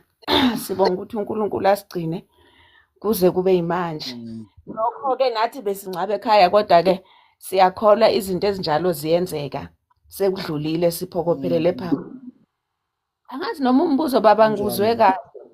Ithi ake ngingene nje ngibeke nje kancane 2 cents angithi namhlanje uthe siyazixoxela asihlalanga kakhulu yebo hayi engathi ayikho umbuzo itopic straight yes ngizwe ngathi umbuzo uthi udalwa yini ukuthi singabazalwane amathuba ukuthi sihlaliswe phansi ufundiswe abe mancane yebo uright mama impela uright sisho njalo ngicabanga ukuthi yisikhathi kungenxa yesikhathi esikuso manje uyazi ngelinye ilanga uJesu wake wathi kubafundi bakhe wathi ngenxa yokwanda kokubi kuza kuphola uthando kwabaningi ngisho lento nami ngisho ngibuka ngendlela izinto ezenzeka ngakhona especially kuthina singabasindisiwe uyabona nje amathuba ukuthi kuhlalwe phansi kufundiswe ngesikhathi sethu ayemaningi ayevamile kwakuhlaliswa phansi amantombazana kuhlaliswa phansi obrother nobaba bethola isikhathi nomama besithola ngiyacabanga ukuthi asesekhona kodwa ayimvela kancane kulezi insuku yazi ngikhumbula something ukuthi ngelinye ilanga lesi story sika Moses bathi sebemfihlile wavela uMiriam indodakazi kaFaro siyasazi story eya lapha eyogeza wabiza uMiriam mase manje emtholile umntwana uthi kuMiriam uthi ngifunela umuntu ozongicelisela lengane uyabona so bekufuneka umama lapho ozokwazi ukuthi ancelise lengane izokhula uzathi uzomkhokhela kulezi insuku bamfundisi sincishelwe ngomama abancelisayo abaphethe lezi imfihlakalo lezi imfundiso bayimvela kancane why kuphole uthando kwabaningi uyazi ngelinye ilanga uNkulunkulu wake wathi eyala laba bakwaIsrayeli ngalesikhathi bekule jeni yabo ezobakhipha lapha bezoye eKhanani uthi kubo ubatshela ukuthi badle ini nani kwathiwa kubo bazodla inyama eyosiwe wachaza nesinkwa wase ebala nokuthi nemfino ebabayo kulezi insuku ngisho sekuhlalisiwe phansi noma liveli Hayi ngiyakuzwa mama kuzimpela uyabona khona izinto ezibabayo ekumele ukuthi siyathanda asithandi singabantwana bakaNkulunkulu enye yazo yilezo hlezi uzithinta la kule platform okunye kwakhona kuyababa akufiki kamnandi kodwa yikho lokho kuzokusiza yabo abaningi basizakele nami I'm one of the people abasizakalayo ngeplatform ngezinye zezimfundiso ezibabayo so I think ukuthi ngenxa yesikhathi esiphila kuso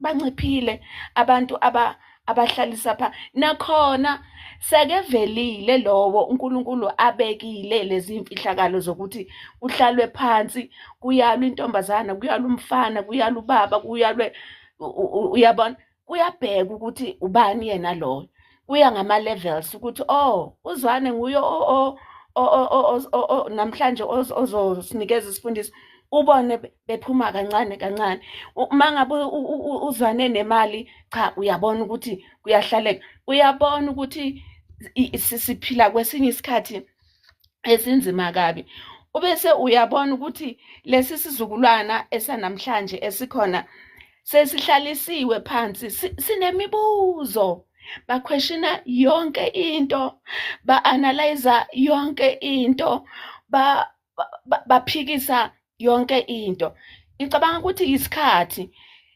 selivelile ithuba lokuthi umuntu akahlale phansi ukwenzela ukuthi azokhula phela uyazi thina sikhule sazi ukuthi ubrother no sister abazondani bayathandana ngokwenkosi futhi abavakashelani namhlanje ubrother ngicela ukwenza umfanekiso nje namhlanje ubrother Mthokozisi uzovakashelana noThuli umangala ukuthi hawu kwenziwani lapho ukuthi hayi bangabazalwane akunalutho sikhule thina imfundiso ithi akwenziwa lokho nisindisiwe uyabona ubona sekuhagwana enkonzweni sikhule sazi ukuthi akanamathela ubrother esifubeni sika sister kulezi insuku naba bayanamathelana ungathi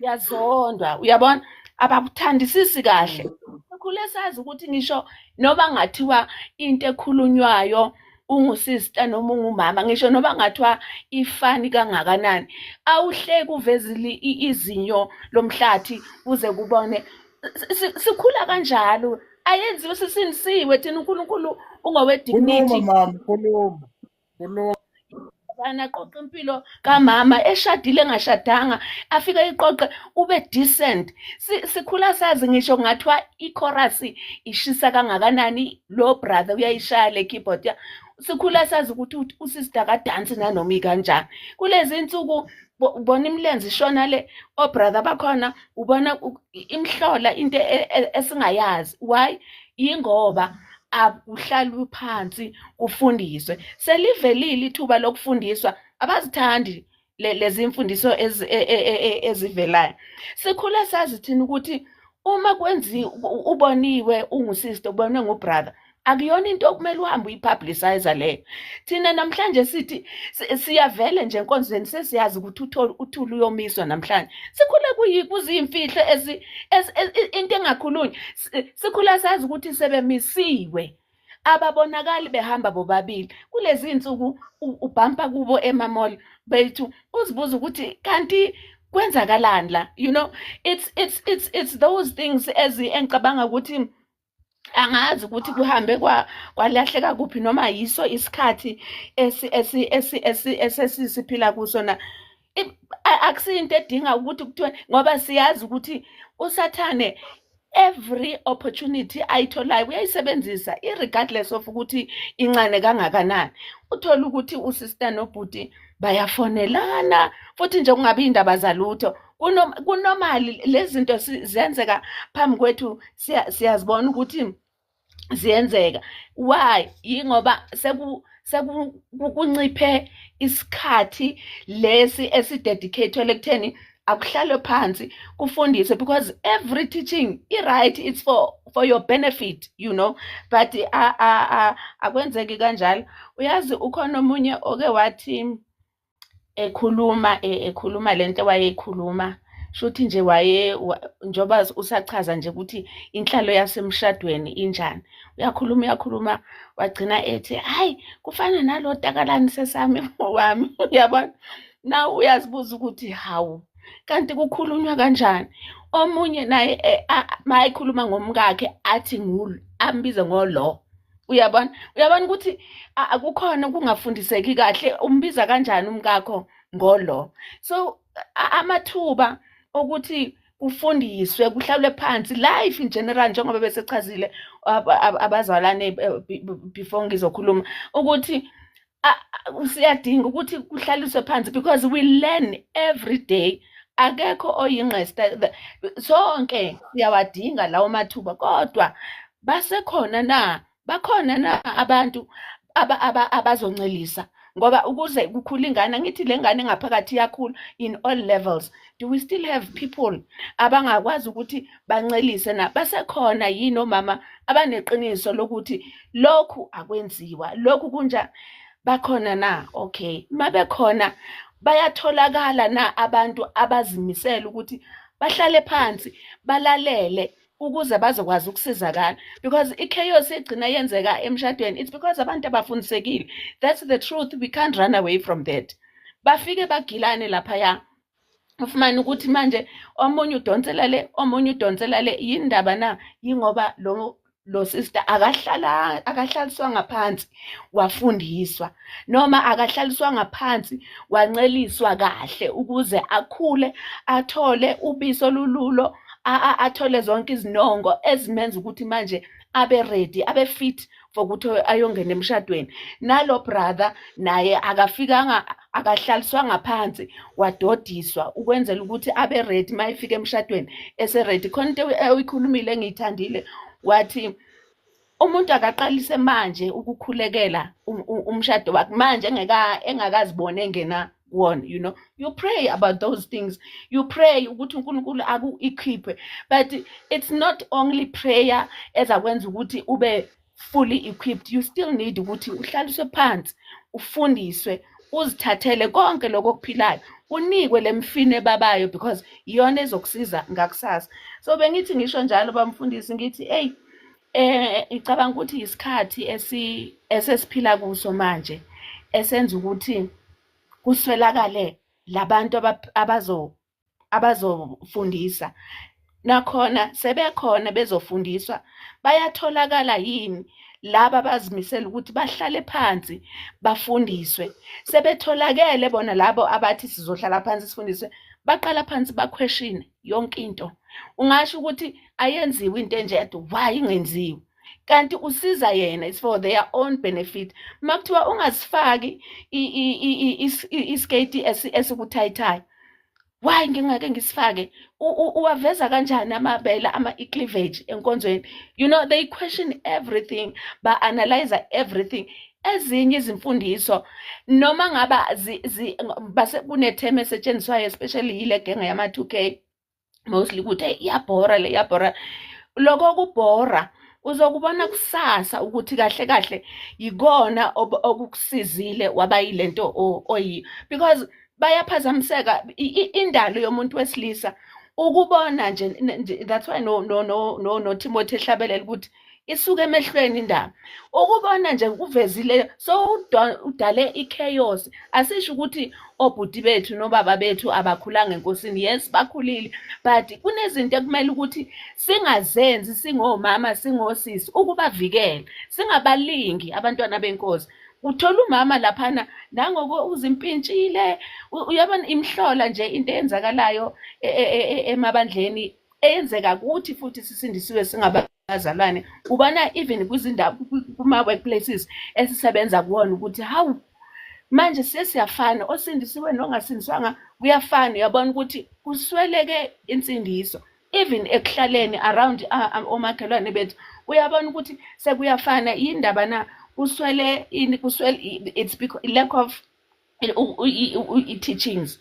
So ngicabanga ukuthi mina ngokwami ukubona, ngicabanga ukuthi isikhathi esiphila kuso bamfundisi sekupholile uthando kwabaningi. Yikho nje lokho okuncane bengithi ngikuveze nami. Ngiyabonga. Mama siyabonga kakhulu. Yabona nje ukukhuluma kanje kuyabekeka enhlizweni nami ukuthi umuntu okholwa nongakholwa abafani. Inhlobo abafani ngisho ngokugqoka asifani nje umuntu okholwa nomuntu le yezukulwane sanamhlanje osisi bethu abayifanela namantombazane angakholwa abangakholwa bafaka amalegini namateki nama-stomach out nabo laba bethu abasinsiwe. Umuntu okholwayo akafani nomuntu ongakholwa, wedwa uyathanda noma uthanda. Kuthiwa enye indoda yabuza omunye, enye insizwa yabuza umkhulu ukuthi ngingamthola kanjani unkosikazi oright, kodwa wathi umkhulu khuleka, khohlwa ngonkosikazi oright, focus ekutheleni ube indoda eright, automatically umfazi oright uzofika kuwena. Kunabantu abafocus ekufuneni amadoda right. Umuntu nomuntu ufuna indoda right. Ngalo ufuna umfazi oright engamnandaba naye ukudila naye. Which this is the problem that we have in the body of Christ. Angazi bafethu ngisezwakala yini noma sekuthulekile. Hayi ngathi sekulungile. Mama siyabingelela egameni lika Jesu. Ale network yami right. Amen mfundisi. Kodwa ngathi ku-right. Amen mani yaphila mfundisi. uJesu inkosi. Uyabusa. Awuyabuza. Amen. Ngibingelele ebandleni lonke likaNkulunkulu. Amen. Mfundisi, kunezinto la esi-adoptile ezibandla ezingene kahle kwangathi sizosiphakamisa kanti zizosibulala. Bazongixolela omama ngizoba a little bit blunt. O Mother's Day, o Women's Day. Zangena lezi zinto emabandleni, sayi-celebrate. Kodwa uma uhlala uthi uyalalela la ko Women's Day kakhulukazi, amakhosikazi awakhani lapho. Indawo ey'ningi engike ngavakashela kuzona, gcina sekukhulunywa ngamadoda, phunywe entweni yokwakhana namakhosikazi. Nakhe abantwana beni, nakhe iy'ntombi, nakhe iy'ngane ey'sakhulayo. Nganothisa kwenye ngake ngalalela la, a well-known woman of God. I think uBishop uGcotshiwe manje ngake ngamuzwa ethi, anyway, noma mengekho amadoda siwadingi. Uyayilalela nje leyo nto uthi kodwa Jesu, kwakuyi-Women's Day lapho. Ngaphuka emoyeni, ngaphuka kakhulu. Uyangena emabandleni khona engake ngavakashela kulona ku-celebrate-wa i-Valentine's Day. Thenga opapa bheka ababovu la kuyisiphithiphithi. Ngisho ebandleni. Angisho ukuthi singabi nosuku lomama. Kodwa senzani labo mama, sigcwele kuma-restaurant siyadla kumnandi. Akukhuliswana, kuyaphekwa. Ngisho ukuthi kungaphekwa abazalwane kuhle lokho. Kodwa ukudla kuhlale kukhona. Uyabona? Nasekhaya usayodla. Naphakathi eviki uzobudla. Ake kuhlalweni endabeni yokukhulisana sabantu besifazane. How we speak. Asikhulisani nomama ukufundisa ukuthi umntwana womfana bamkhulisa ngeke umkhulise njengentombazane. Even noma um-addressa onile Kufanele kube nendlela ozomu-addressa ngayo. Ngoba lo muntu uzofika abe umpriest kwenye indawo oyokwakha umuzi wakhe. Yes. Untombazane uyikhulisa kanjani? Umntwana uyavuswa ekuseni. Siyabathanda. Yes, sebenama-bedroom abo. Yes, bayawakhiyela. Yes, sibenze baba comfortable. Kodwa intombazane iyavuswa ekuseni. Ayivuki ngesikhathi esithandayo. Sikwenza nini lokho bomama? Ngoba manje, I can't abuse my child. Ngoba naso isingisi lesi sisonile. Ufica emshadweni ubone umama engenisa insizwa engena naye. Insizwa mayoshada ingena ihamba yodwa. Ithe eqekelele. Manje mengena ungena nge-rhythm thizeni nangumama umbambe ngesandla uyamfaka emshadweni. Yini leyo bazalwane? Yini leyo? Yini leyo Jesu? Angeneka yoma laphaya. Hayi ngenile-ke nje emabandleni indaba yokuthi umuntu mayezo propose uguqa phansi. Asiyazi indoda eguqa phansi Nkosi. Alisho kanjalo izwe silifundayo uNkulunkulu wami. uNkulunkulu akasisize bazalwane sonile kakhulu. Khuluma mama, Asibuyele khuluma. emuva. Lamadoda Buyele emuva. aguqayo. Iguqa kanjani indoda? Izocela umshado. Kanjani nje? Kushawa izandla thina bomama sikikize. Thina bomama sikikize ukuthi umntanami. And then mase bemkhomba phambi kwakho emehlweni amkhomba ukuthi wena uyangijwayela. Bese uthini? Waphela waguqa angithi. Uyani waguqa. Angithi. Mese kutshela ukuthi hayi namhlanje wena ophakayo wena owasha izitsha bese kuthiwani. Awuzosho ukuthi ingane yakhe yahlushwa. Bazalwane. Ake sibhekene le ndaba yo-Women's Day. Ake sibheke ukuthi senzani. Baphuma omama kuye kuma-buffet lapha kuyohlalwa, kuyohlekwa. Sakha nini abantwana bethu bama? Nabo baphumile with girls. They are out there. Kumnandi. No, uphume namanye ama-girls. Nomama uphume nabanye abomama. Kumnandi nje kwisiphithiphithi nje, kwisiphithiphithi nje. The day ingane yakhe ishada, yes, welcome to motherland. Ushaya isigqoko sakho sibhekele esiyithiphoti. Ingane yabuya ithi, ma, angikhoni. Angikhoni ma. Uthini? Buya mntanami, unekamero lakho?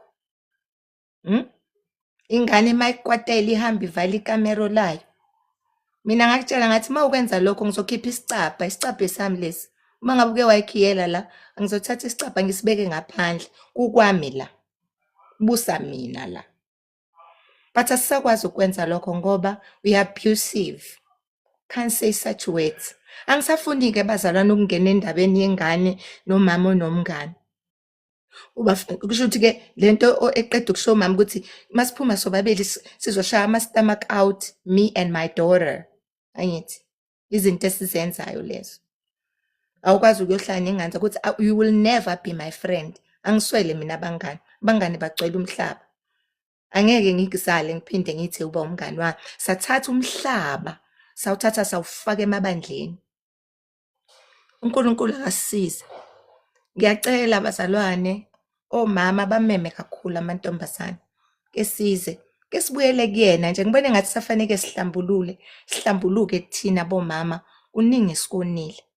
Ngoba ufuna ukubonwa ukuthi wena uyikhulisele ingane yakho yomfana, so uzongena naye emshadweni. Everyone must see Mama, ukuthi this khuluma. boy Khuluma ingaka mama, is because of ngikulalela. me. It is not because of you.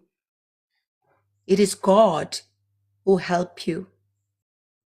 Ngoba ngabe ube drug dealer oba abe drug user, uNkulunkulu wakuphakamisa wakubamba ngesandla.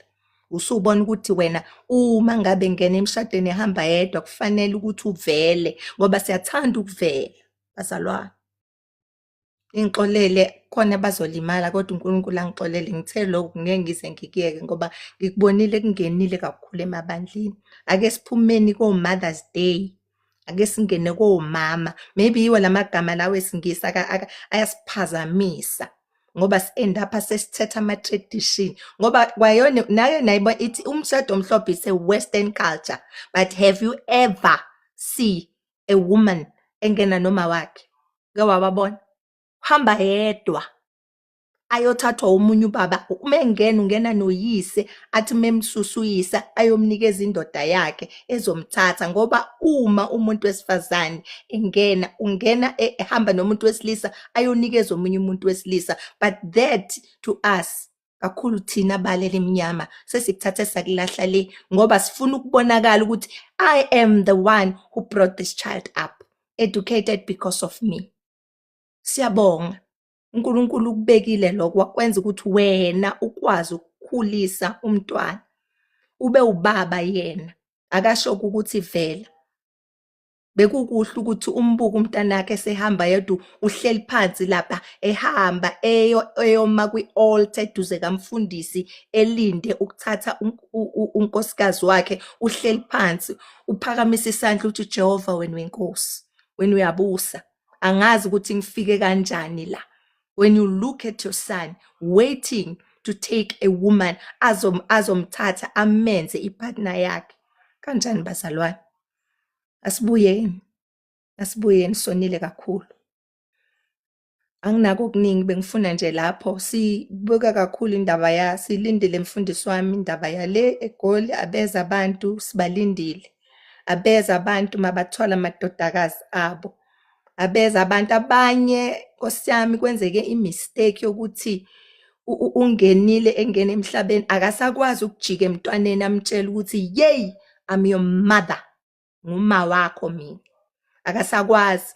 Bakhona labo, sikhona sabantwana bakaNkulunkulu, siwumndeni, sizokwazi ukuthi uyakwazi ukubuyela emuva uyotshela umntwana ukuthi no, la ngenze kahle, angenzanga kahle, ngenze kabi, kodwa ngoba uNkulunkulu usangiphila isikhathi ngisaphila kusengalungiseka.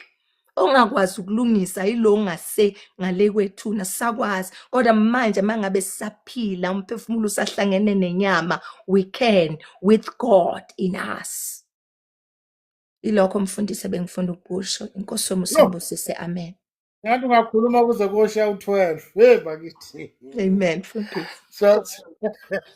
Siyabonga kakhulu mama, siyabonga. Ivangeli bafethu, ivangeli lithi mawulilalele lukusize. Wona kunepoint engilithandile lelokuthi abanye abazali banamaphutha abawenzile phambi kwengane zabo. Iqiniso lithi awukwazi uignore uthula because of ama-mistake wawenzayo. Unalo ilungelo lokubuyela enganeni, wengane yami kahle kahle uma nkathi ngenza u1 no 2 no 3 ngangikudukisa. Iqiniso nalo kuyilona lona, regardless of amaphutha engwenzile. Bafethu, the end of the day ivangeli esilishumelayo kumele kube ivangeli elinamandla ukushintsha umuntu.